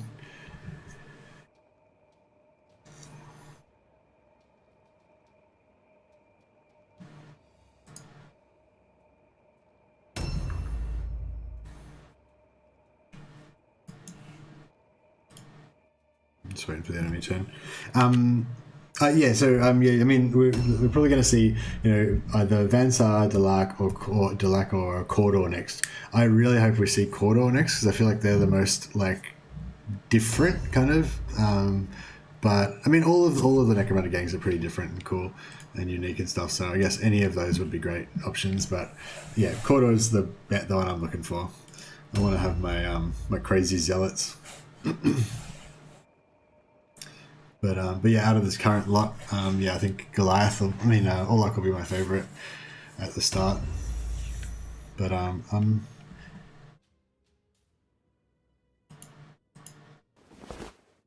I tend to just get into whatever kind of homebrew roleplay kind of thing I can think of. So if I can figure out a cool, I kind of feel like we should wait this guy. Just to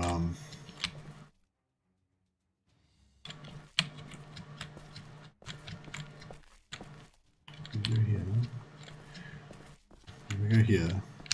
That doesn't use an extra slot, does it? Yeah, here. So I'm thinking we'll just wait him here.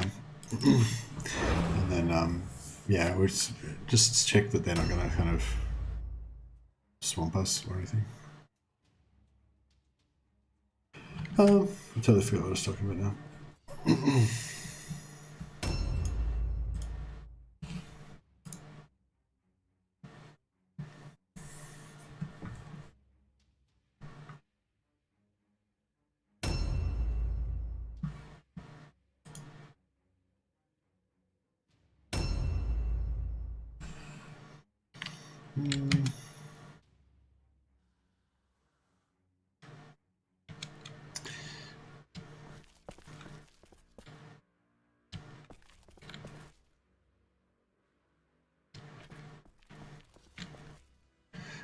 We'll put him here.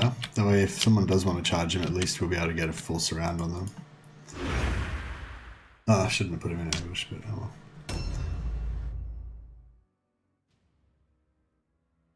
Yes, we'll send the leader in.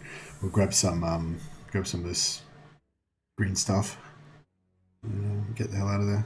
Yeah, oh yeah, so I was just saying that, yeah, I pretty much go with whatever, like, kind of homebrew idea that's in my head at the moment. So at the moment, like with Mordheim, I'm all about the greatsword company, you know? So, like, that's all I want to do. I just want to make great sword warband, you know? And, like, even though, like, just off the top of my head, I think Orlocks are probably kind of my favorite. But, oh damn, that movement really kind of screwed me. Are really kind of my favorite, but I do want to do, I have done some other ideas. Like, one idea I want to do is with Escher, if I can get Eschers with, like, skinhead haircuts, I want to, what the hell? I get 2 -2 movement ranges. So now, even though I've got 3 blue dots, my movement range is 0 meters per dot. So I can't move.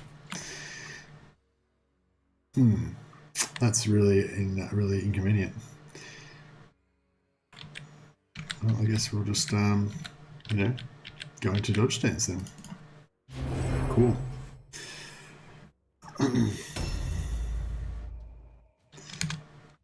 Okay, so I gather they're going to be like right around here. So I really don't want to kind of cross through these buildings until our troops can catch up. But I don't want to be caught like with no one around either. So I'll get this guy over here as close as we can come.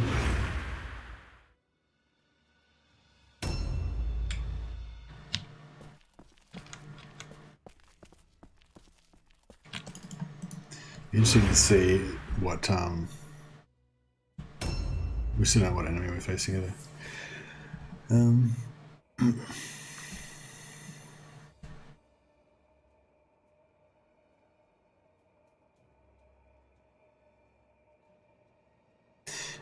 Yeah, I reckon it'd be cool as well if you could send your reserves off to do stuff. But yeah, there's nothing to indicate that that's the case. But it might be an expansion thing, you know, like some expanded gameplay. That'd be really cool if they brought stuff like that in. I hope that they do have that in their mind, like the way they did the expansions last time, where they basically just brought out new warbands each time they did an expansion. Actually, we'll get this guy right up here, because if somebody's going to get attacked, I'd rather it be this guy, basically. We'll put some more armor on this guy again. Has he already got...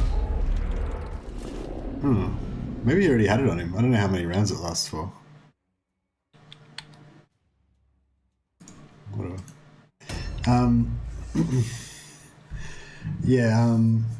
With Mordheim, they just did the they did the extra warbands. They did two or three extra warbands. There's like witch hunters and can't remember now. And then they also had those kind of like extra DLCs where they just had like the extra special character for each So there's like the warrior, the priest of Ulrich, the swashbuckler, the zealot, or whatever it was for the chaos. So yeah, so what I'm saying is that they didn't really do any expansions that brought in like a heap of extra gameplay or anything. So one thing that I think is really good about the way that Creative Assembly has handled their Warhammer 2 DLC is that I think that they really understand that in order to fully develop the game into everything that they want it to be, they have to get more sales. So you can't sell like it's a bit well, you know, you can't sell, but like people like hats, they like different characters, they like collecting different guys, you know. So, you know, selling a gang or selling a new character or selling some cosmetic DLC or a new weapon pack that you can use or something like that, that kind of stuff will always kind of sell, especially if you can sell it in a small pack. But if you do like a big like engine type change where game mechanics are changed and stuff like that, you know, it costs a lot of effort, but it's not really a shiny thing that's going to be really easy to market a lot of the time. So I think that the devs for Total War Warhammer 2, the Creative Assembly, they've talked about this a few times as well, and like, so I know that this is how they think about it. They think, oh, we want to do this, so we'll bring out a new DLC and sell you some like orc heroes or something, and at the same time we'll do all this work behind the scenes on making the orc faction better or whatever, and then, you know, they kind of package that together. So even though the reason why they're getting the sales is because they're selling you some new orc heroes and stuff, they're also giving a free update to the game for everybody that, you know, that increases the base game, that makes the base game better. And I think that's just a really smart way to do it. And it just, you know, so just say the same scenario for and the other thing is, every time they release a DLC, that DLC is free for everybody to fight against. So, you know, so for example, like if they follow the same model in Necromunda, and I think they definitely should, like it's just a really good way of doing it, I think. Then basically what you would do is they bring out, just so the next rank, they bring out Cawdor because they love me and they want to make me happy. So the next thing they bring out is Cawdor, right? Costs like, I don't know, $15 or something, and basically you pay $15 and you get to use Cawdor. That, you know, instead of having 3 houses to choose from, you have 4 on your thing, and you can choose Cawdor gang and make Cawdor gangers and all that sort of stuff. But at the same time, they do a big update on the game. They bring in some new functionality. Maybe they do that thing that you suggested, Chris, where you know, you can use your reserves to send them off on like AI controlled missions, like you can in XCOM 2, and to, you know, to get some minor bonuses or whatever. And that's a free update, and also the introduction of Cawdor into the game as NPC enemies is a free update as well. So basically everybody that plays the game then will then be facing Cawdor enemies and have that extra those extra operations to be able to do as a free part of the base game, but they won't be able to use the Cawdor. And I think it's a genius way of doing it, because then new players that come into the game that maybe only have access to the base races, you know, like the Goliaths, Escher, and Orlocks, but now they've got like, you know, potentially later on where there's like 8 gangs or something, they get to fight against all these different gangs. The world's really rich and it's got all these extra gameplay elements that have been added in, so the game's like a lot of a better value, but the player still has the incentive to spend the $15 to get those things, because then they unlock the more little dudes to play with. You know, they've got the Cawdor guys, or they've got the enforcers, or they've got the Vansar or whatever. So I think that's a brilliant way to do it, and you know, I hope that Rogue Factor is and Focus Interactive are taking note of what Creative Assembly's done, because Creative Assembly is another company that's been given a Warhammer faction and a Warhammer IP to work with, and they've hit it out of the park. You know, they've made, you know, wagon loads of cash, and you know, they're doing really well with it. So yeah, definitely take a page out of their book, do it the same way, like it works. It's a way to do it, and the great thing about it is that it's part of a strategy. It's part of like a 10-year strategy they've got for making Warhammer into like the ultimate game, you know? And that's what I'd love to see for Necromunda. I'd love to see a 5-year strategy that they've got for DLC release aimed at making Necromunda the greatest Warhammer 40k game that's ever been made, you know? And yeah, I don't know if they're that ambitious, you know? Maybe they're just like going to release this and hopefully get enough sales they can make one more DLC or something. Maybe that's all they're aiming at. But yeah, I think they should be aiming at increasing the depth of the core gameplay for everyone for free every chance they get, and they should pay for that by selling DLC like gang DLC, special character DLC, special item DLC. Fucking cosmetic hats, whatever the fuck they can sell, basically, and just alongside each DLC, free update every time. Paid DLC, free update. Paid DLC, free update. That's just the way. Like after seeing Creative Assembly do it, like that is just the way to do it, in my opinion. We're trying to lure these enemy gang to coming at us and just getting totally bum rushed by our team, but. No, don't see any sign of them so far.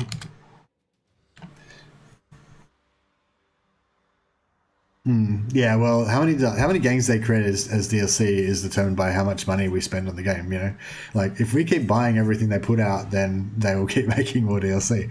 Like I imagine. Certainly, if it was me, I wouldn't get bored of making stuff for Necromunda if I was them. As long as the market was there to support it.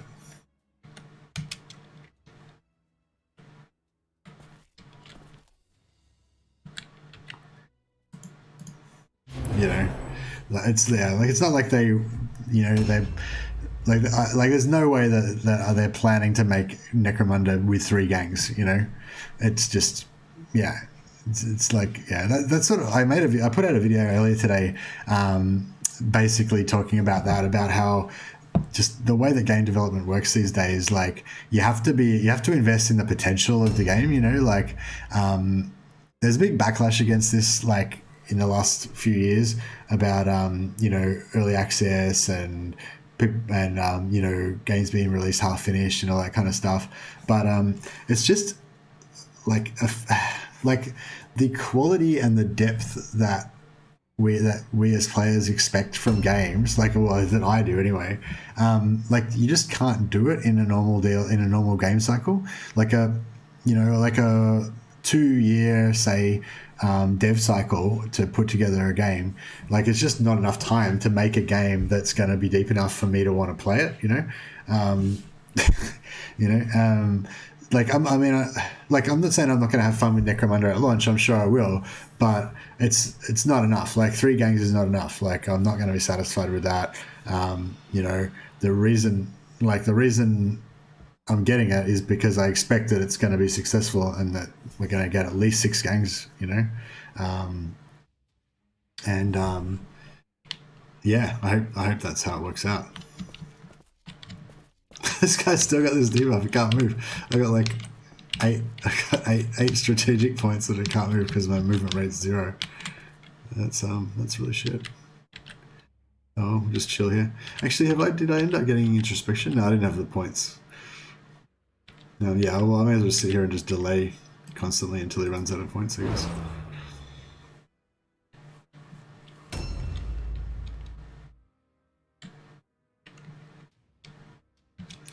I really want to find. Maybe we should run around the other side. Maybe we should run around here. Like come around this side. Because that way these guys will have a chance to kind of catch up.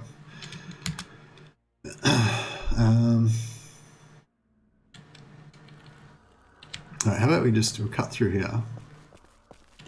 And we'll see if we can I spy some. Okay, here we go. So we got vampires.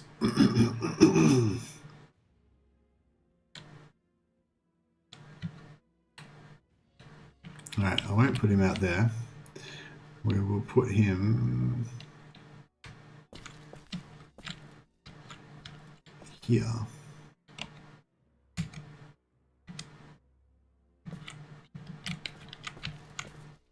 put him in ambush.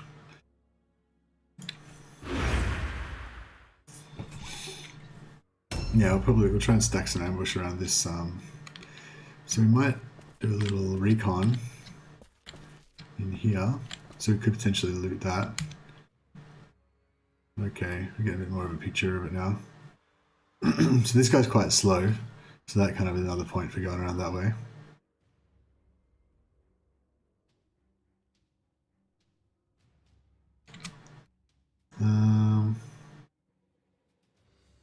I think we've got the movement to just kind of get here and then nip back out again, so that's what I might do.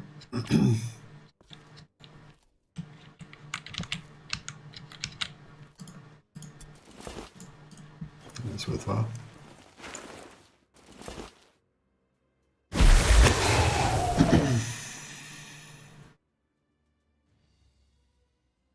Yeah, exactly. Yeah, Tanith Gang would be sick. But yeah, you need the cloaks. That's the thing. You don't have cloaks in. There's no cloaks in the Orlock. In the Orlock DLC customization options. But I mean, you know, I guess they could have taken their cloaks off, maybe, or something. You know, whatever. But yeah, my what I really want to do is a yeah, like Krieg, like a band of renegade, not renegade, but like basically like Krieg Grenadier Squad, all female Krieg Grenadier Squad, because Kriegs are like clones, you know, so maybe they came from the same vat or whatever, and they've somehow gotten, you know, separated from their unit or whatever, and so they you know, stowed aboard, or not stowed aboard, maybe they got picked up, they got rescued or something like that, and they tried to like commandeer the transport to take them back to the front line so they could suicidally attack the enemy, but you know, they couldn't get there or something, so they got I don't know, I haven't figured out the whole background, but somehow a squad of Krieg Grenadiers ends up on Necromunda, and so they're all clones, so they all look the same. I don't know, I'll choose one of the body types and make them the same body type so they all look identical, and then give them all gas masks and stuff, and try to give them, I don't know, I think they're actually, maybe it'd probably be better to do with Orlock, but for some reason I really want to do it with Escher, but yeah, it'd probably be better to do it with Orlock. But anyway, yeah, so you get them all like, so they're all like clones, and then have like one with a flamethrower and, you know, different weapons and stuff, but make them all Krieg Grenadiers and have them all have like shaved heads and gas masks. I don't know, that's pretty much that's the basis of the idea so far.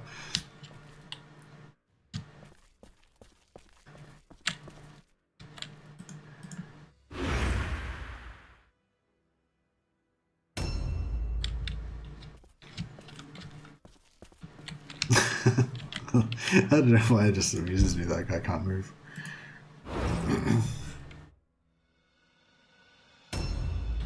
But yeah, like that's what I was sort of saying before. Like I do kind of prefer certain gangs a bit more than certain other gangs and stuff. But it really comes down to whatever like kind of RP idea that I think of that's going to make me like. If I think of something that's really amuses me to do with a particular faction, then that's going to make that faction, you know, I'm just going to be obsessed with doing whatever that RP sort of idea is with that faction until I do it. That doesn't necessarily make that particular gang my favorite. It's just that particular idea for a gang is my you know, my current obsession sort of thing. So yeah, I'm just going to stack all these guys in here as much as possible so that when they get their when they get first next round, hopefully they're going to trigger a hellstorm of ambushes. Yeah, this guy's just going to have to tough it out and dodge stance here for a while. At least you've done quite a good job of stacking up these henchmen. Can't wait till we can get some high level ones that can actually move a bit further. But the problem is once we start bringing in level 10 henchmen, that means they're going to be bringing in level 10 guys as well, and their guys are going to be built a lot better than ours, you know. It's kind of the issue. See, I see all these overlooking ambushes. I bet they walk in here and like none of the ambushes actually trigger at all. And they'll just kind of like stand around. Probably would have been better if we had just had them not be an ambush so they'd have their points left over to do counterattacks. The good thing about using ambush with two-handers is it doesn't trigger the tidiness increase. So normally if you attack once and use 2 strategy points, then your second attack costs 3 points. But if you spend your first 2 points on an ambush and then the ambush doesn't get triggered, then your next attack only costs 2 points as well.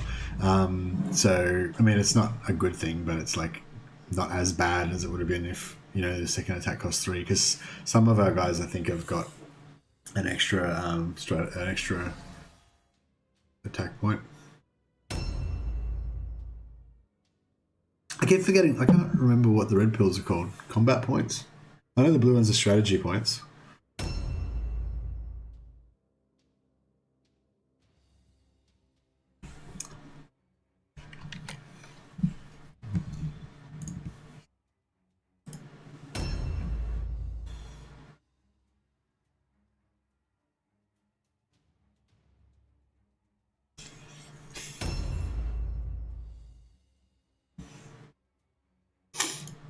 Yeah, I think Goliaths are kind of cool. Like, they're probably like one of my least favorite, but they're well, yeah. But I can definitely still think of some cool ideas that I would like to do with Goliaths. And I've definitely seen some really cool conversions.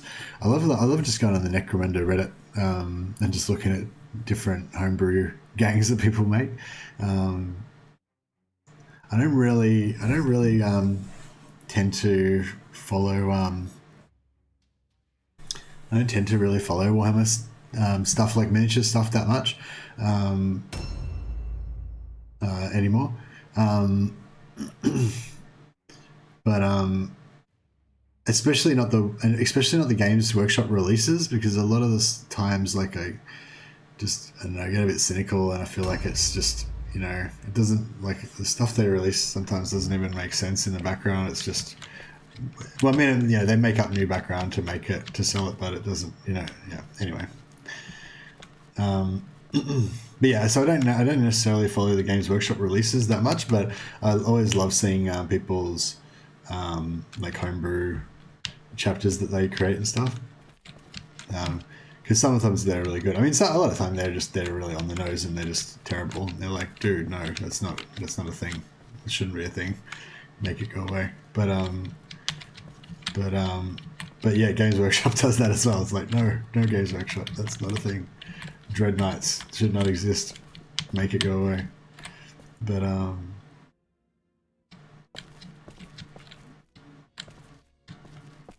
I kind of want to find this bit of wordstone, but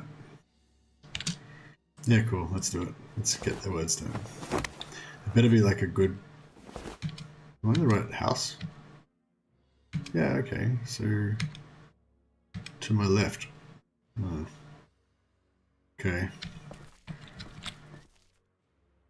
What the crap? It's downstairs somewhere. Oh god. What have I done? What is it? Oh, I have to jump over there maybe. Which one's that one? So let's jump down. Wait up, which? Jump down, no, I want to leap, okay. Let's do it. Whoa. Oh, crap. Alright, I guess it's down somewhere.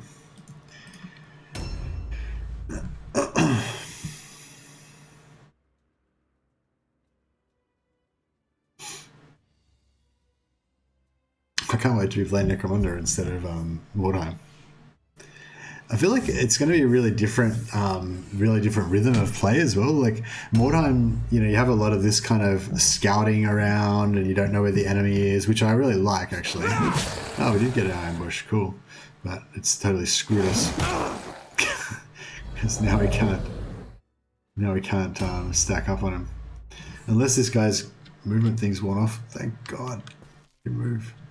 Okay, so I wonder what the quickest way to get around there is. Can we get through here?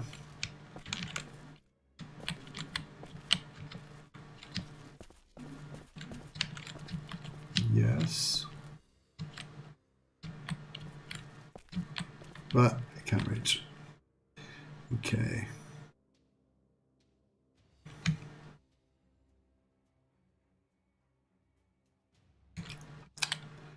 Okay, there is a ghoul there. So we'll go up here.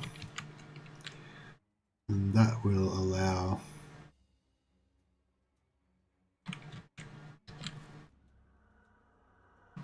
us to actually no, we can order them, can't we? This is the one guy that we don't need to actually get around there. We can just have him cast order from the back, which is pretty cool. So we get him in here, boom, do that. Oh my god, he's right in there. God damn it. Oh, actually this is a cool trip. So we can cast order on this guy, but I think it's still this guy's previous turn officially. So he doesn't, you know, so the order won't stack his, well, let's stack his, well, let's see, we'll try it out. So he does order, right? We cast order on this guy. Guy attacks. Splat. Okay. So now he's getting 15% damage reduction because he's tired. There's another attack. Boom, so the damage is a little bit less.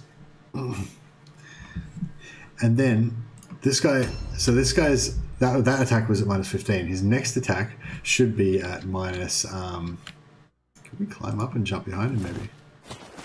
Nope. That sucked. Let me try again.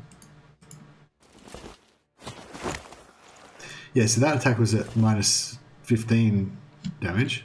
And then his next one will be at minus 30. Or would be, but this guy's probably going to kill him, so it's going to be all sweet. So we'll try and do it this way, so it should be the least amount of door blockage. Oh. This guy's got the...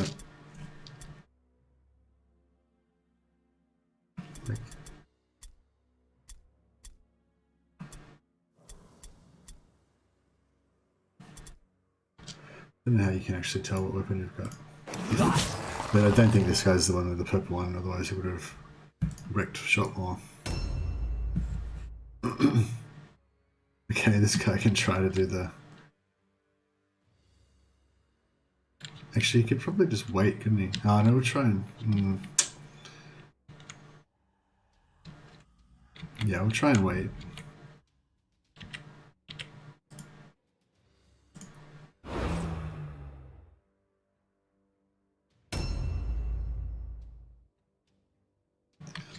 So see if this guy can get around and get a hit in the back of the...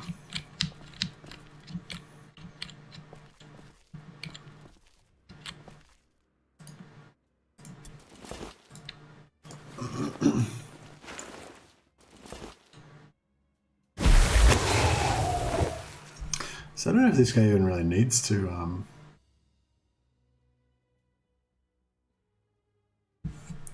Wait, so if we go here, we go one, boom. Yes, he's got heaps of movement. How about we just take this first?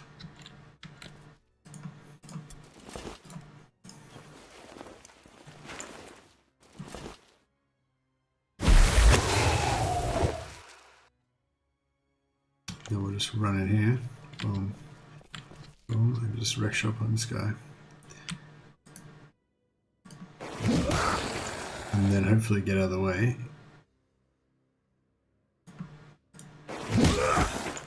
Let all the rest of our posse get through.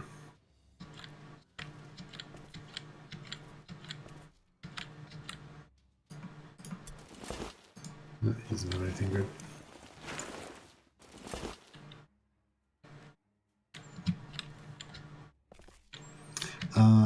So where we're looking to go? Holy cool. Okay, so we've got a demon out of Slanesh in this battlefield, which is going to wreck those two, wreck these two ghouls, which is fantastic. So what we'll do is head back over this side and try to stay the hell away from that, and yeah, hopefully we can just get an easy win out of this match.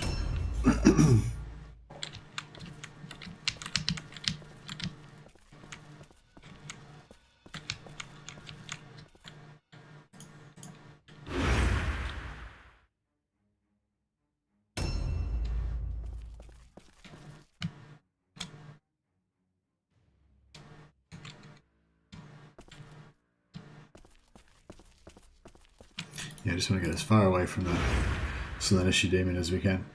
I suppose we could go and look at it in case anyone who's watching the stream hasn't seen a demonette before. They're one of the cool things about this game that I really like, that when you run into the demonettes. I hope they bring in stuff like that into Necromunda as well. That's another example of the kind of thing they could bring in, as new gameplay element type thing. Like maybe they do a, maybe the first expansions like Cawdor, and they bring in that sending your other reserve crews on NPC controlled missions, computer controlled missions that just give you the rewards. And then the next DLC they do like Van Sar, and also they bring in a new mechanic where you can have random wandering monsters in the maps. Like sometimes you have like a sump gator or whatever they're called, like giant alligator. Sometimes you have the other monsters, or like a wandering guilder gang that's like a neutral gang that's in there just like protecting themselves or whatever, that you can either attack them or not attack them. I don't know, just stuff like that. Something else that makes the game expands the game, expands the content of the game. But yeah, I really like these kind of random things that don't appear in every map, like the demonettes, the chaos ogres, and all the different demons and the chaos ogres. They don't appear in every map. This is the first time I've come across one since I've played this campaign for the last couple of weeks. Maybe they only appear in like when you do Deadly and Brutal or something. But anyway, like I feel like the content sort of goes further when it's like that. Like if every map had a demonette in it, then it wouldn't, you would get sick of it quicker. Whereas kind of knowing there's a potential that there's this really powerful enemy in a map, but you don't see them very often, and then every now and again you do, I feel like that kind of, it sort of adds more in a way. But I don't know, maybe other people disagree. I know a lot of times devs kind of think that it's not worth the investment if not every player is going to get to see it, like with the demonettes and stuff, you don't see them until you get to a certain point, I don't think. Maybe don't quote me on that, but I think that's how it is. Like when you're just doing easy missions all the time, I don't think you can face them. So probably 90% of people who played Mordheim never saw that, or probably 99% of people who played Mordheim never saw that, because most people most people tend to buy games and just only play them a bit, and that's it. But yeah, so devs, like, quite often they don't want to spend time on stuff that not many people are going to see. But yeah, I don't know, that's a whole other philosophical thing, I guess.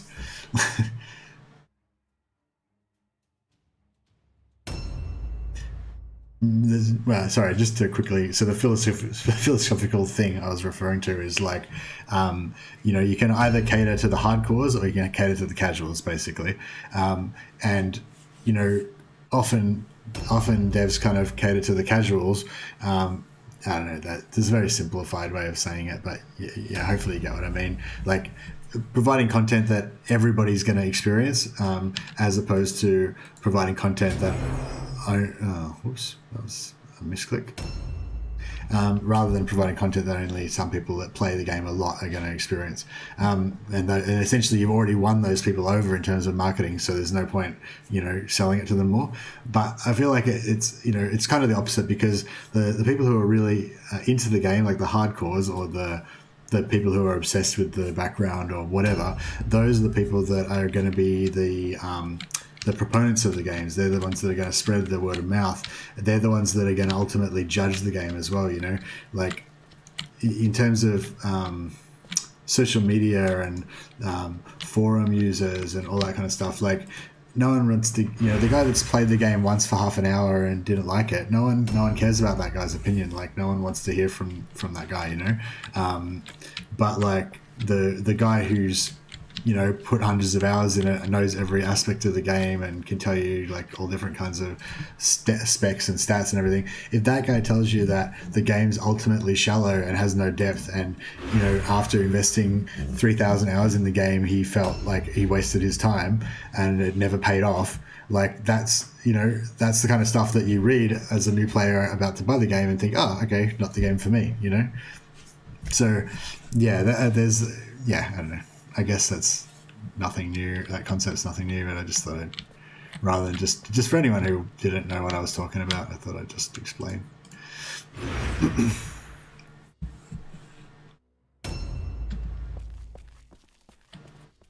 So yeah, currently our strategy is running away.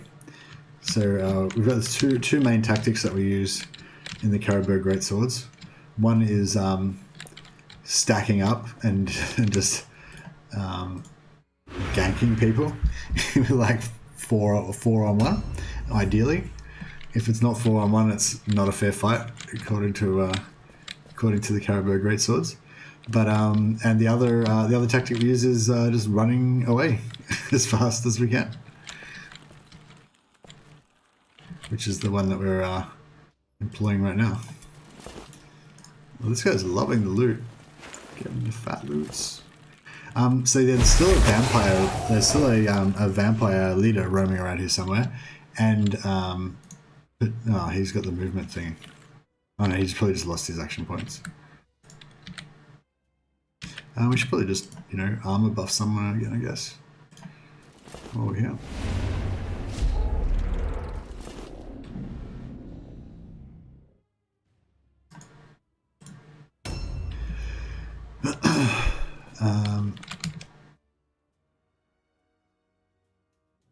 So we could probably kind of try and sneak in here and grab some of this stuff, but yeah, no, I want to stay well away from this. I might send back a fast-moving hero or something. So yeah, there's a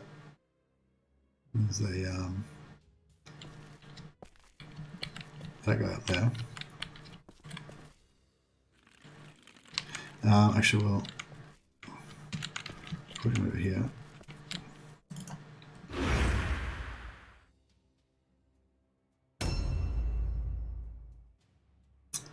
Oh, I mean, it's right there. Screw it. Oh, see, he's got such little movement. I will try and, like, scum some...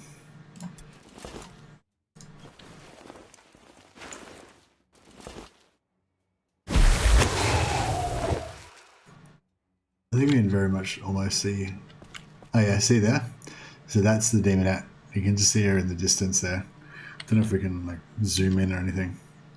No, you can just see the silhouette of a mohawk there in the middle of the two ghouls facing off against her.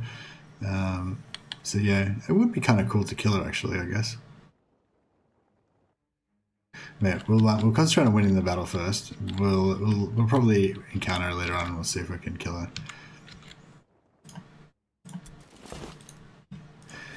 Yeah, it might be a bit of an ask because we don't have anyone who can tank her. I mean, the warrior priest could try, but he's not going to be particularly beastie at it or anything.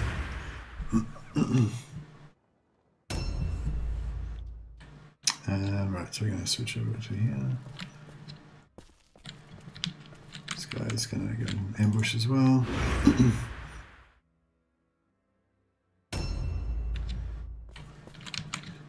We'll just try and cut across this corner. I love how these henchmen just barely even get to fight a lot of the time. They just spend all their time kind of trekking back and forth across the map. I'll just let the AI play its turns for a bit. Just check on my stream health and stuff. Oh yeah, I figured out some stuff about like. Well, today I was learning about video editing, so I did my first video that actually was edited. So hopefully that, you know, doesn't suck as much as my previous videos. And also I figured out a bunch of stuff about how to create scenes within scenes and stuff in OBS. So, and also, well, I don't know how to do it, but I found out that you can do this sort of like window in window thing to put the chat in OBS and stuff. So yeah, so anyway, I've got lots of stuff that I can work on to increase the quality of my streaming stuff. But I don't know, I might look at that tomorrow. It'd be good to get it set up before the release, I guess. But yeah, I kind of just try to like every day or two, I try to like learn some new stuff so that like, you know, some what I'm producing is getting a bit better. Yeah, hopefully people will want to watch my content.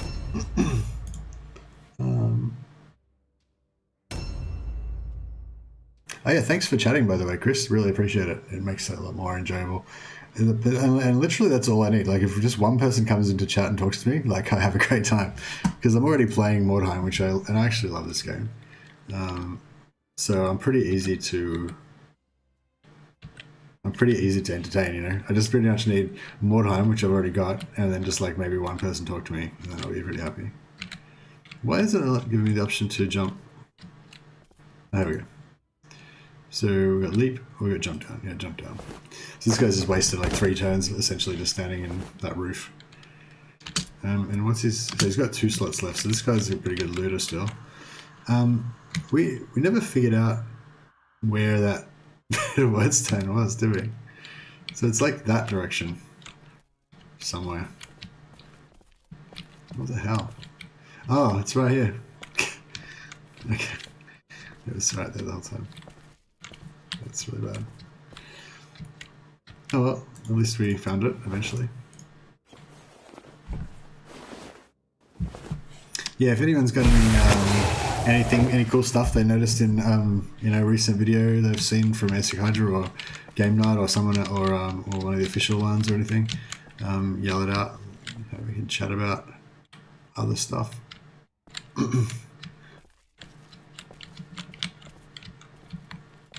I kind of think we could just jump down here is probably the go. Oh, you can't. See, this is one of those things like I hate. Like, I hope they fix this kind of stuff in Necromunda. Like, you know, that seems like he should surely be able to jump over there, but he can't. So yeah, I think one of the great things about Necromunda is you can leap, you can jump. So even if there is some random pathing crap that like this that makes it so you can't go, you can potentially jump. Actually, having said that, I think there was a video where AEST was pointing out that when you go to jump, it gives you the option of different zones that you can jump into, and then you kind of can choose, you know, you can tab between them or something. So yeah, I guess maybe it's not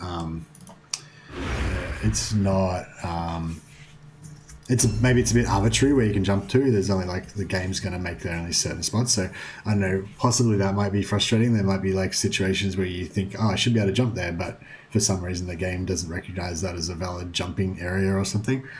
So yeah, I hope that's not the case. I hope that the jump thing is a frustration reliever and gets rid of all these kind of issues. Gets these pathing issues and stuff like that, because you can just jump over them if worse comes to worse. But yeah, I don't know. I wonder if we can jump up there and kick the crap out of that ghoul. That would be pretty satisfying.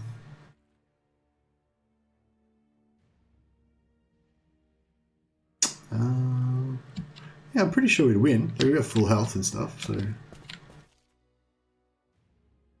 Actually, no, I should really send the champion up there. And then use this guy to make sure that he wins. Yeah, let's do that. Alright. Get wrecked. No, 54%.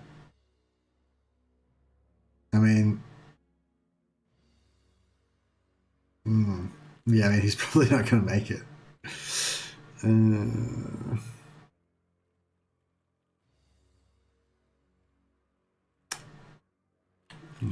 Yeah, right. Maybe I won't worry about it, I guess.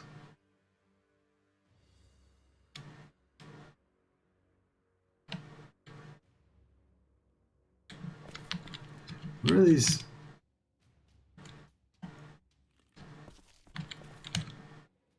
It says that these guys, this guy's here and this guy's here, but like I've got line of sight to that spot, and like they're not there.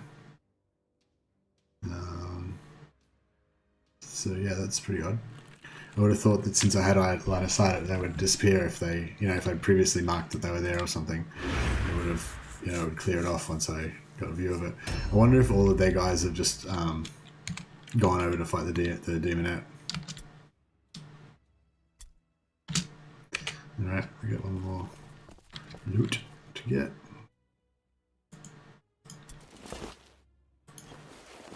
Sure.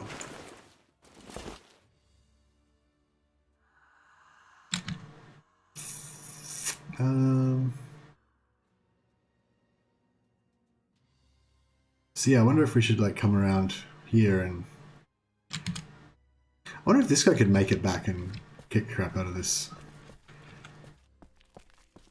No. Oh, we'll stay here and we'll. Where's the other champion? Oh, he's over there. Oh, he's already armor buffed anyway. We'll just.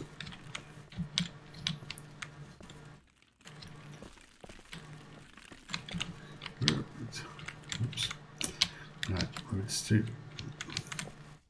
sit here. Now we'll armor of righteousness someone, that guy.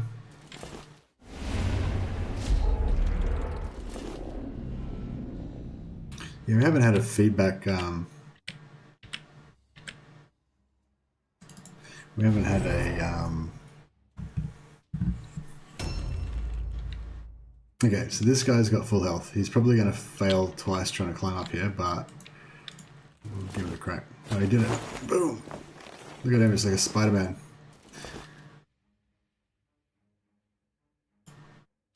Oh yeah, he's going to wreck this dude. Psst, 17 damage. Unlucky. Splat.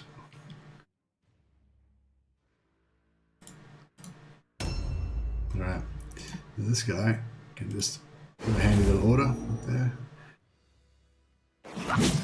Boom. That is what it's all about.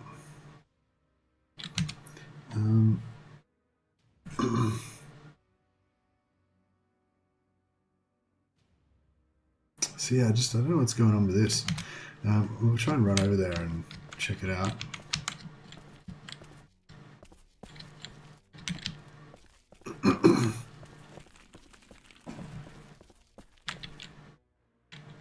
Yeah, we should be nearly finished with this this match soon, and then we'll chuck on another Necromunda video and have a chat about Necromunda again for a while, and then switch back and forth. Yeah,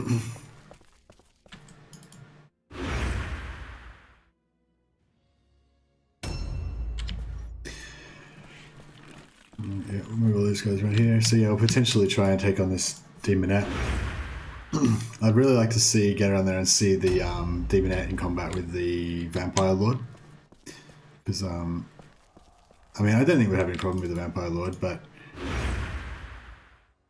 yeah, ideally we want them to beat the hell out of each other as much as possible. We've taken basically no damage in this match, so been pretty good so far.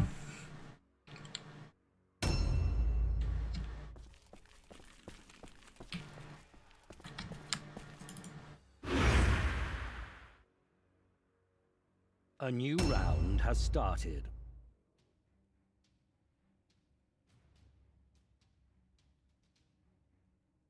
Yeah, I love in Necromunda, like that gang I was saying that I want to do before, the Krieg girls gang. You know, I don't know if there's going to be enough options to really make it like identifiable.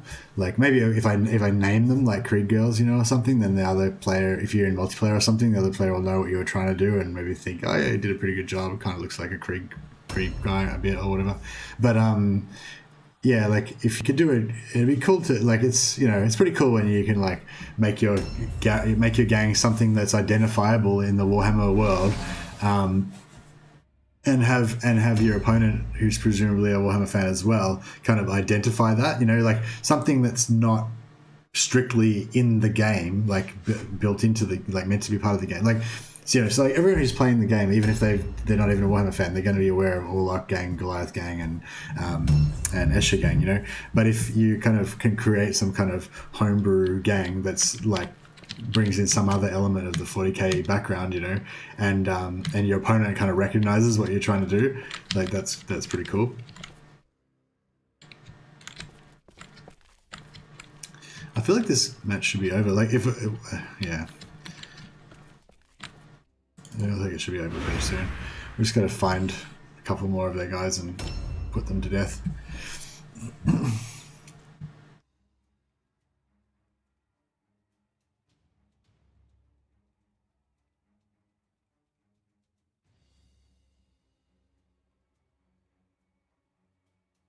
Yeah, Krieg Girls is my favorite idea so far for an Escher gang. Although Katie and Shock could be cool as well, but I feel like you need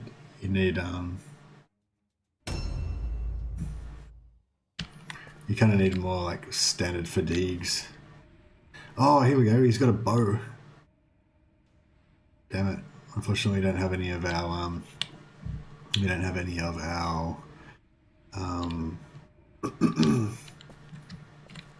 squires that can get in there and.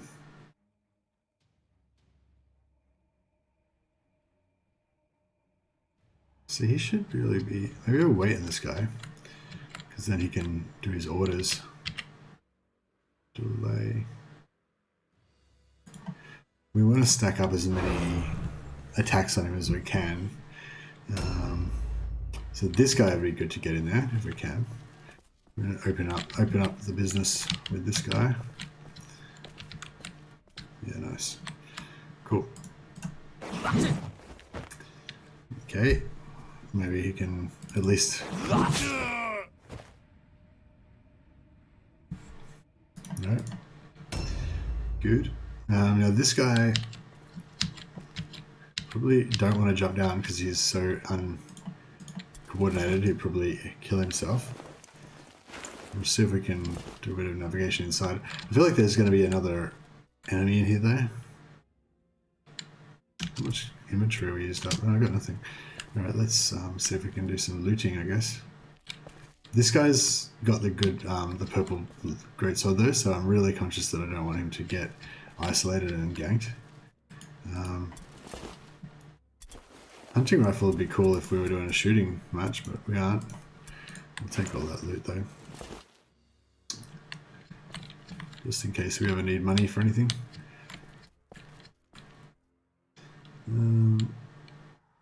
Oh, which way is the entrance? The entrance probably is facing the direction we don't want to go. Yeah, we don't want to go that way. Oh yeah, there's a back door. It looks like there's a back door, so hopefully it'll be okay. Or is that a window? Oh yeah, no, there's no back door. Okay, maybe he can just sort of hide in there until the end of the match. I'll get this guy out of the way a little bit.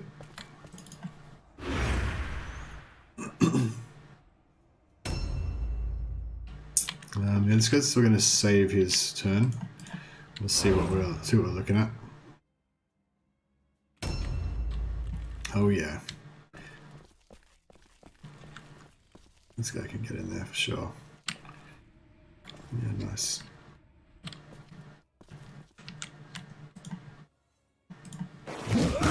Splat.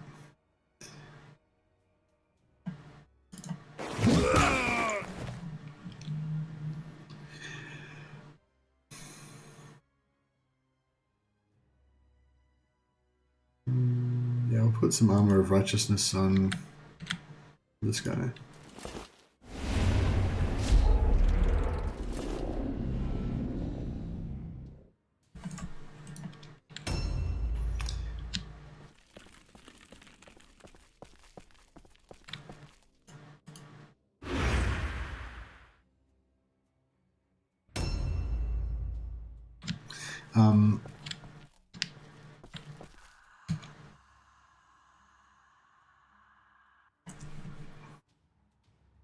Oh, okay, interesting. So one of the ghouls is like broken away apparently. So we want to try and sneak around here and get the rest of this wordstone perhaps.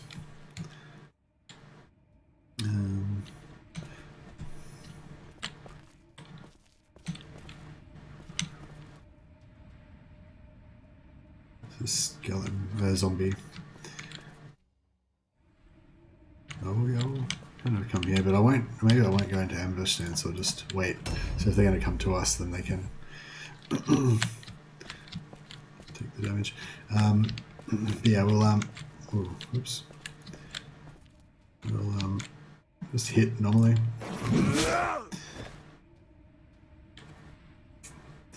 And again.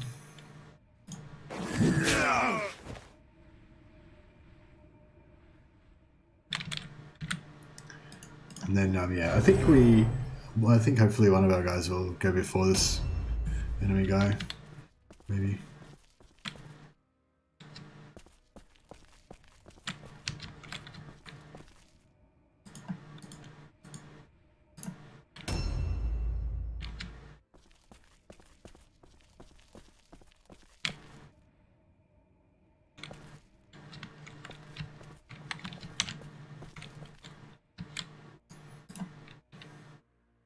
A new round has started. Okay.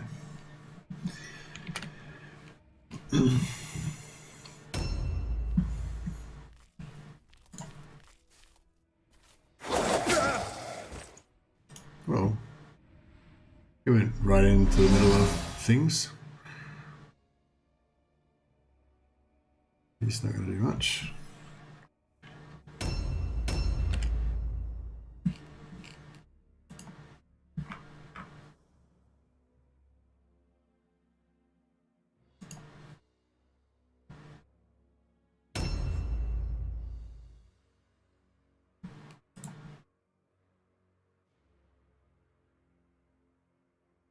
Mark.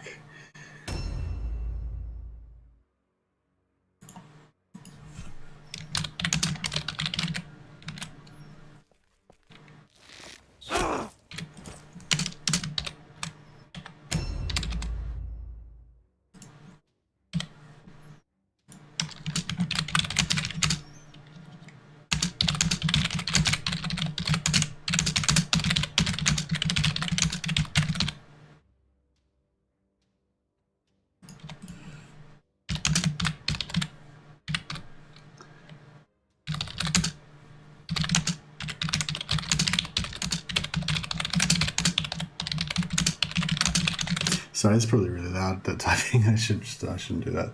Sorry, guys. I've got my headphones on for the game sound because my wife's asleep, so the typing doesn't actually sound like it sounds quite dull to me. But yeah, it's probably loud as hell, I imagine. So yeah, apologies for that.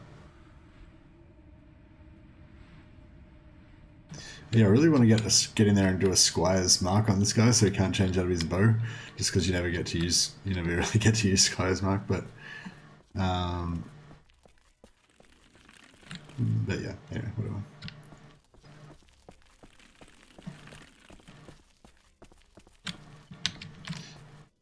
Yeah, look at that. It's like almost like sometimes it like rubber bands a bit, but yeah, it doesn't actually work.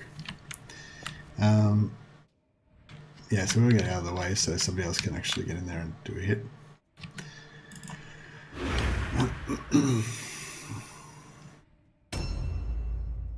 So yeah, it'd be interesting to maybe give some of these characters some ranged.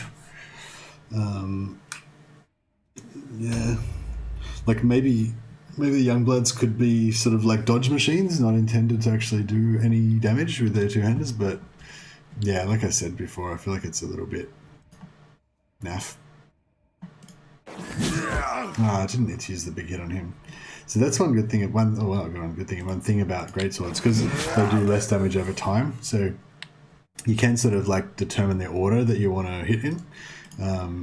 So yeah, so that was precisely the wrong order. That guy had like 1 hit point left, so I should have, hit the hit the skeleton, the zombie first with the maximum damage, and then use the little extra, the lower damage second hit to kill the other guy.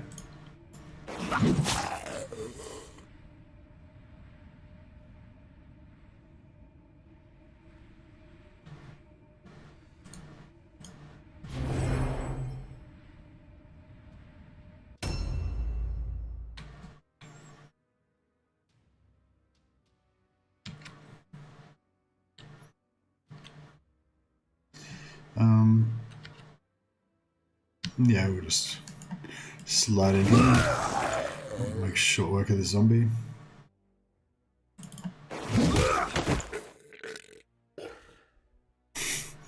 This is a pretty guttural death noise.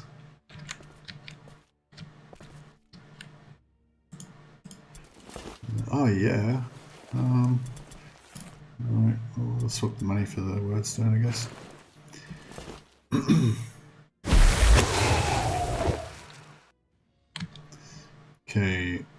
Okay, here we go. So we've got our vampire lord here.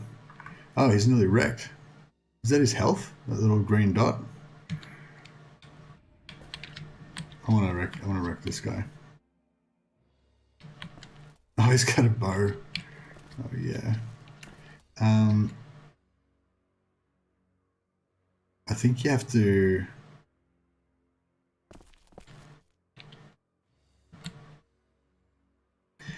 I don't think he can. I think if I move into combat with him, I'll get the penalty to my action points, so I won't be able to actually hit him. So, what we'll do instead is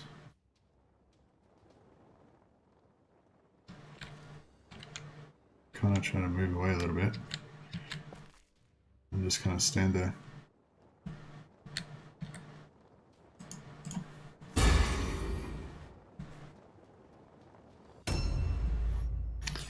Okay, so this guy is going to try to... I mean, we should be able to wreck this dude. Fuck it, let's do it.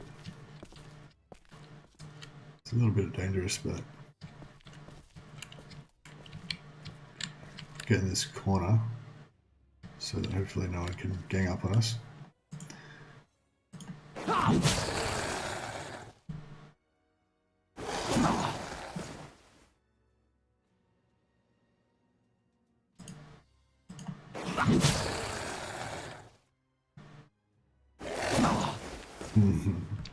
Get wrecked. Dodge stance 2%. Killing it. As good as Crimson Shade do. You know.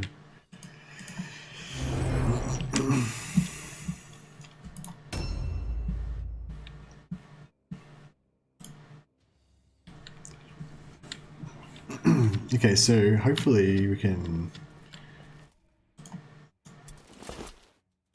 pick up this loot. And yeah, we need like a couple of guys to be able to just make it around here to be able to get a charge off on this guy. Yeah, here we go.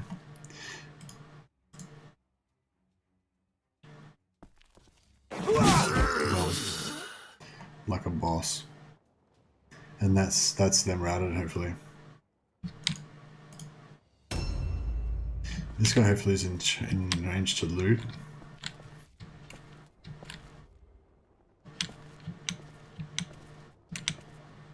Move him over here just in case he's got opportunity to help our greatsword, our champion, sorry.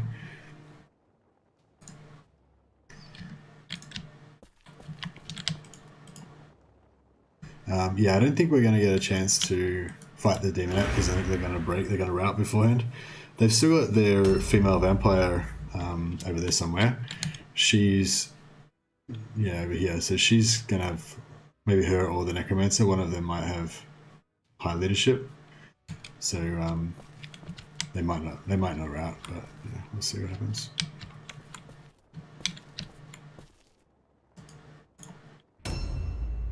Oh crap, actually, we don't want to get too close because otherwise... So that's the thing, like, we...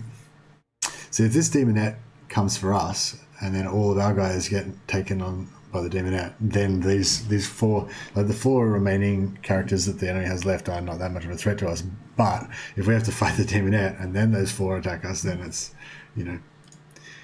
Yeah, so currently we're in a super good situation, like, they're totally getting wrecked, and we're totally just going to get an easy ride. But yeah, if by some mishap the demonette comes for us, then that will all be, you know, reversed, obviously.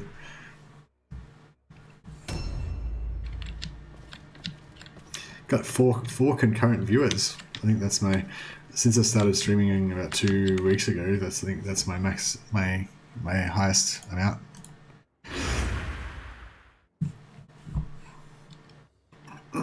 A new round has started.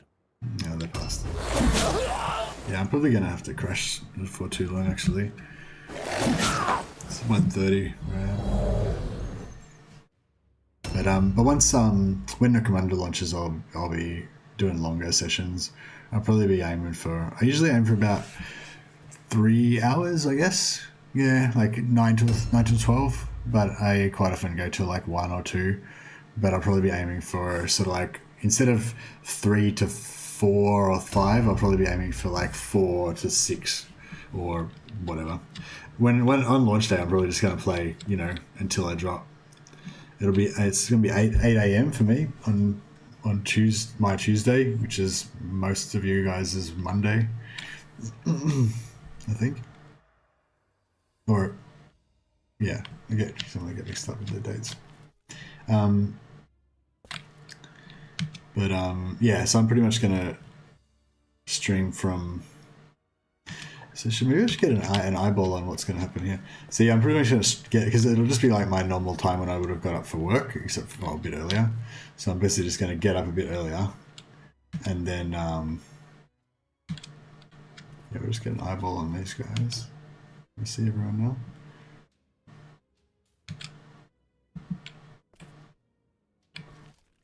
Yeah, I think this is a good idea if we try to kind of...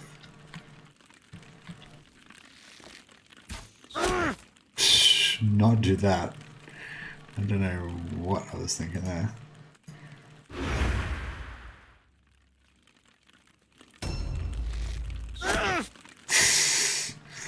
Yeah, just get shot. That's my strategy. Geez, this guy's... This young blood's in a world of crap now.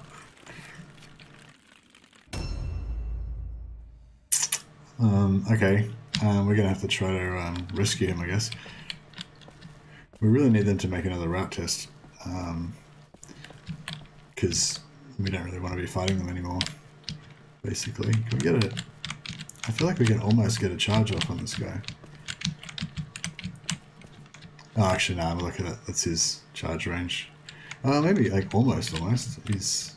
Nah, he's pretty far away. I need another, like, 2 meters or so. I don't think there's any way we can sort of do this anymore.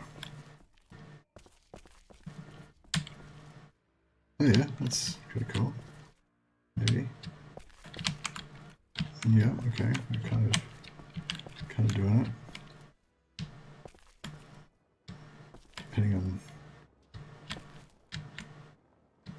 where this takes us. It's like the sneaky movement, but yeah, I think that's about as close as we can possibly get, and we didn't make it. But maybe we can try to somehow get them to switch targets. So it's so close. Like if that guy just moves a little bit, we can get a charge on him. Okay, this guy should be able to tie someone up, hopefully. And he can also cast armor on that guy, which I think might be worthwhile. Maybe I should tie up the vampire. So what's going on here? Where's the... Is the demon dead or what?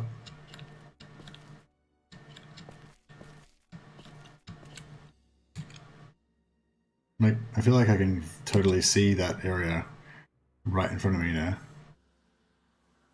So if the Demonet was there, it would be pretty obvious. Anyway, alright, so in order to save our Squire from getting killed, I think we're going to have to engage that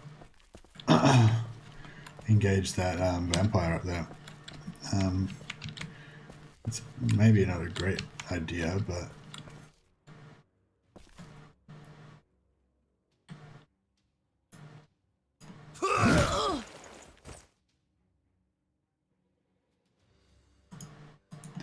he's going to potentially be able to have two guys gang up on him now if someone comes behind him, but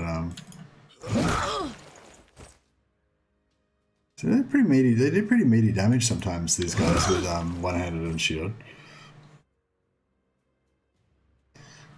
I wonder if a one-handed and shield damage build could be good. So two one-handed weapons is better for the order thing if you want to try and stack that. As in you have like one guy that's a total glass cannon and has two one-handed weapons, and then and has everything towards damage and crit, and then you you get him to run in, hit an enemy, and then use all of his action points, and then you get your captain to come in and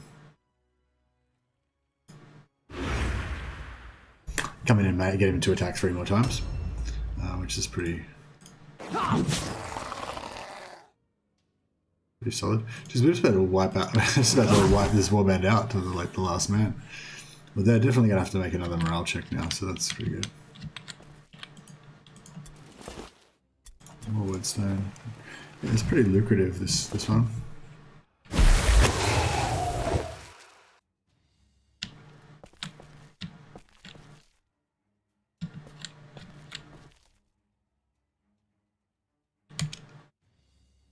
Yeah, I'll check and see if there's anything else we want to watch in terms of videos. Do I want to engage with this guy or no? Just gonna get charged on. Yeah, we don't want to. We'll just hide around here. This guy's got full health, so he really doesn't mind getting charged. No, he can't make it.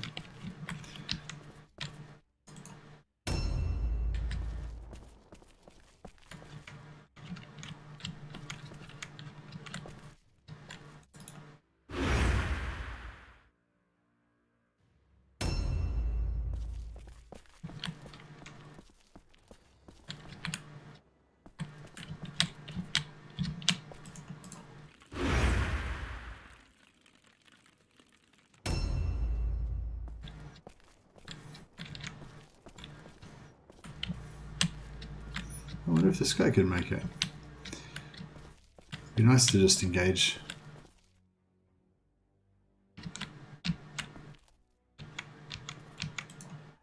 Yeah, no, the Squire's definitely not going to get shot. I'm pretty sure they're going to rout anyway, but...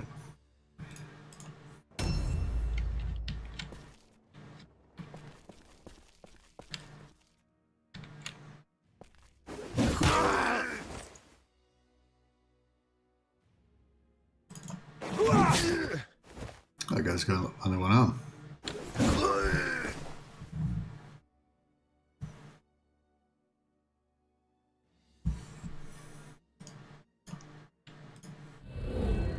Yeah, if anyone's got any videos, that's like routed. Yeah, if anyone's got any videos they want to watch, yeah, just chuck up a comment and we'll try and find it.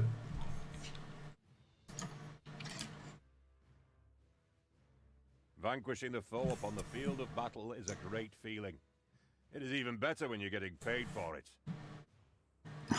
Yeah, I'm enjoying the gameplay loop, as they call it.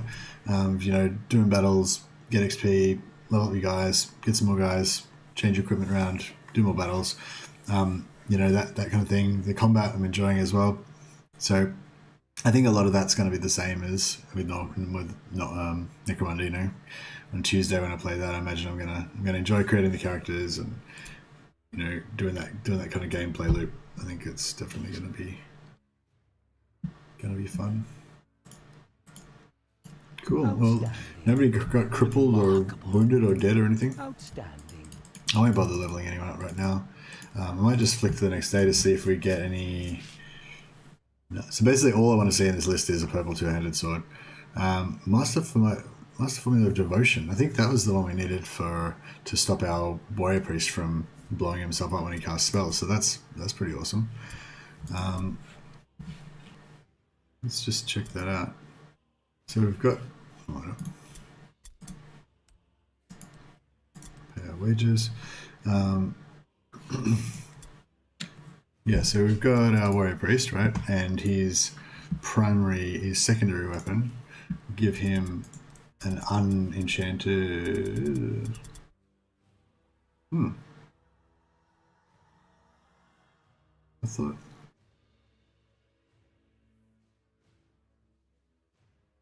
I thought there was a Sigmarite Warhammer that was unenchanted. Maybe I used it. That was probably this one. I probably enchanted it. Damn it. I could have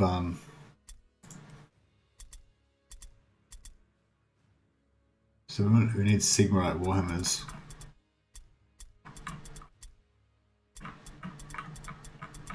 Oh, we got in the store.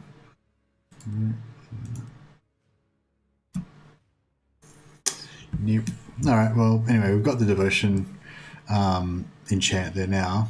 Oh, can we do it on his head, maybe? Enchant. No.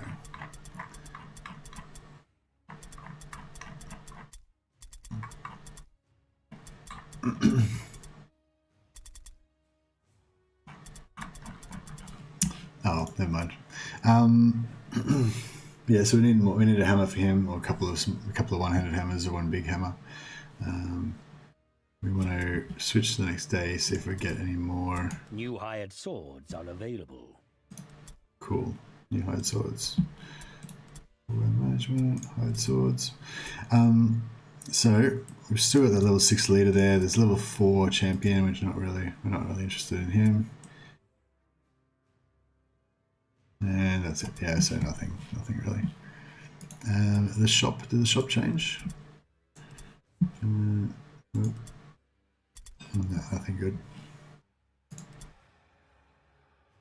Okay, cool.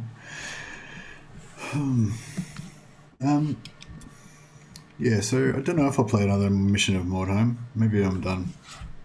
I'll just have a quick look around and see if there's any other videos we want to watch.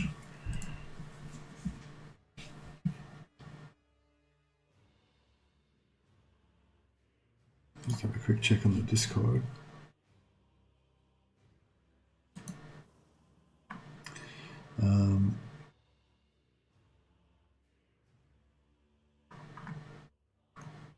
Yeah, memes. No.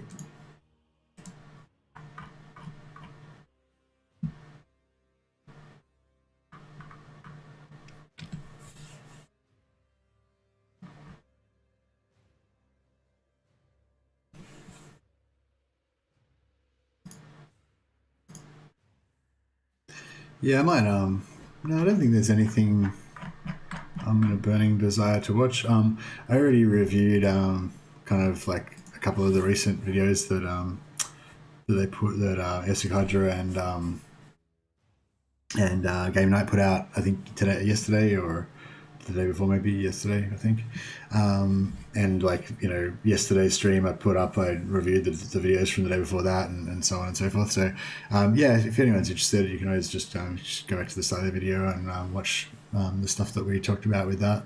I think I've got links in the description of this stream, and also my last video with of kNight and AEST sites. If you don't channels, if you don't already have, if you're not already subscribed to them, definitely subscribe to both of them, because they're the two guys that have got the early access. They're the ones that are going to be putting out the content, and they're both going to have streams running, as far as I know, on Monday, or the day before release.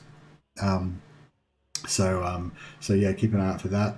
I will be streaming the day of release for me, which is Tuesday, Tuesday Australia time, Tuesday morning. So yeah, whatever the time is in your country, the Steam release time is the time that I'm going to be playing. So I'm going to just pop that up. Yeah, so this is the times. So yeah, it's 8 a.m. Sydney, Australian Eastern Standard Time, which is 1 a.m. in Moscow, midnight in Paris, 11 p.m. in London, etc. You guys can read. So yeah, if you're in America, it's September 7th that it comes out, and if you're in Australia or Asia, then yeah, it's September 8th. But yeah, I guess I may as well. I don't really have too much more to add, I don't think, today.